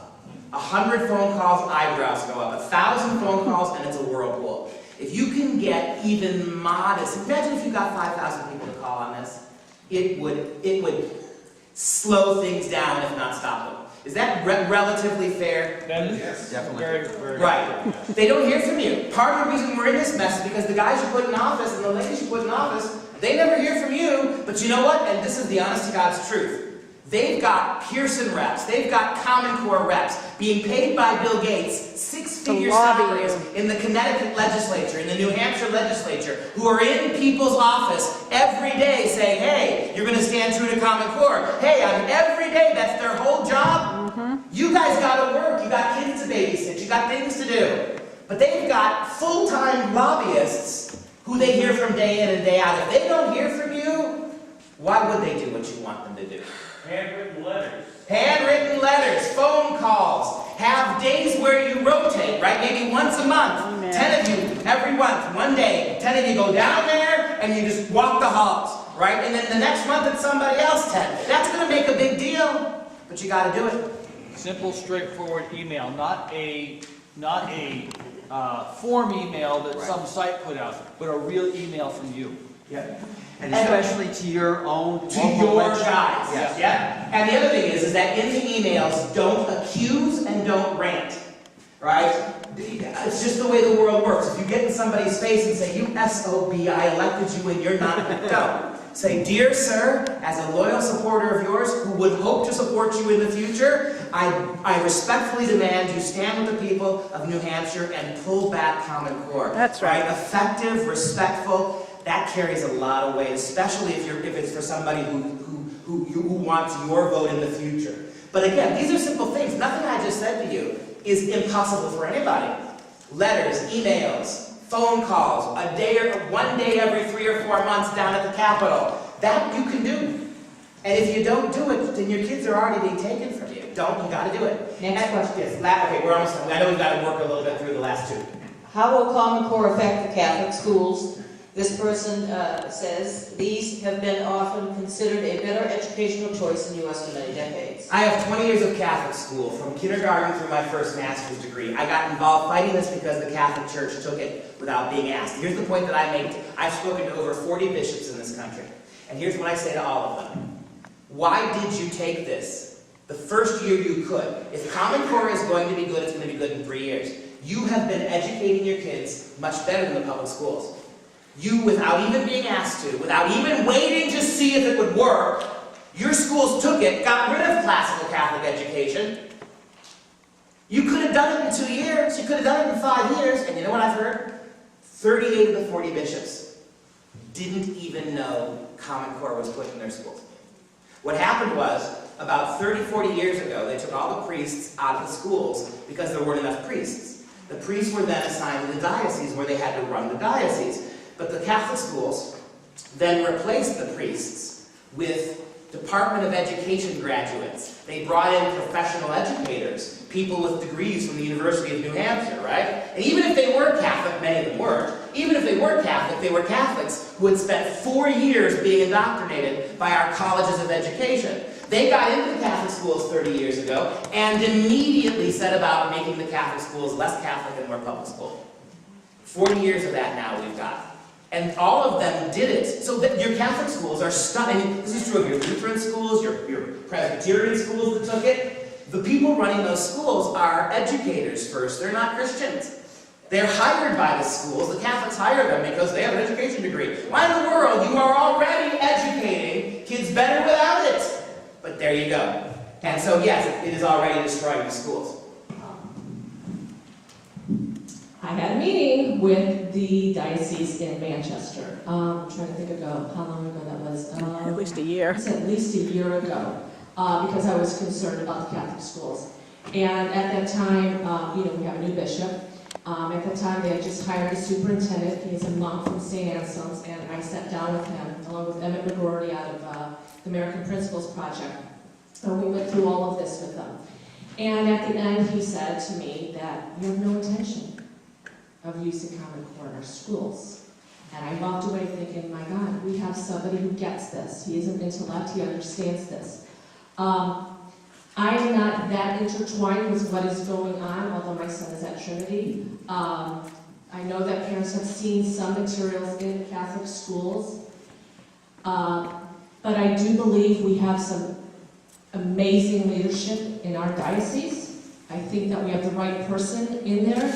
And I think that it's going to take some time to really, I think it was needed in our diocese anyway, with or without Common Core, they needed to improve the schools. And I believe that these are the right people in there. So I think that we're going to stand out from what's going on nationwide. I feel very good about it. The people that he has put on the board, I know them, many of them personally, and what I'm hearing from them is something really positive. And I think our Catholic schools are going to be the alternative in New Hampshire. Are they there yet? I would say that they have a ways to go, but they've got the right people in place, and I think that they understand that they want to be an academic-based school, not dumbed-down workforce training. So I just wanted to make that clear that I totally agree on a national level. It's been a disappointment, but I think we have a real positive future for our Catholic schools. Thank you, Emma. I do very much hope that's true. She's right, that is not the norm. I hope that's true. I have told all the bishops I've spoken to, and I believe this is true. I tell the bishops, right now the Catholic schools, we're closing a Catholic school every month. Middle school, elementary school, high school, the Catholic schools are radically shuttering themselves. I point out to these bishops, if you simply went back to teaching classical Catholic education, you could open a new school on every street corner in this country and it would be full. You'd have Jewish kids and Lutheran kids and Methodist kids. In Oshkosh, Wisconsin, we have a Catholic high school that's doing Common Core. Even though the bishop in that diocese wants it to stop, they're still doing it. They lost a huge number of their kids last year, and these Catholic moms and dads took their kids out of the Catholic school, put them in a little Lutheran school down the street. Why? Because that Lutheran school has biblical verses on the walls, and they pray before class. Right, that Catholic school, I was in it teaching for 2 years. It doesn't look anything like a Catholic school. They don't teach anything like a Catholic school does. And so Catholic moms, and I'm 100% for that. If you can find a good Christian school, put them in it. Where they pray and where they read the Bible and where faith formation is not just something you put on the door or a crucifix hanging over the wall, right? And you're taking all this Common Core garbage. So yeah, I hope that's true in New Hampshire, but it's a much bigger problem than just our Catholic schools. We have one more? Now on to charter schools. Okay, charter schools. This question, it seems most options for education have some alignment with Common Core. Is an online charter school that allows an individual student to self-pace through the material a good option, since it would allow parents to augment with additional material? I believe in school choice, especially given how bad the public schools are. I'm all for choice. The problem with it is that if it's a charter school, it's taking money either from the state or the federal government. Any school, and that too includes voucher schools, any school that's taking any state or federal money is eventually going to be drawn into the same web. If they're paying for it, they will ultimately yank it their way. In Wisconsin, they're already doing it. All state charter schools, any school in Wisconsin that takes any public money, is going to have to take Common Core tests. That's the problem with the charters, and that's the problem. They may be perfect now, they may give you all sorts of freedom. The question is, if they're getting state and federal money, how long before the states or the feds pull that string? That's what you have to watch out for. Thank you guys very much for being here.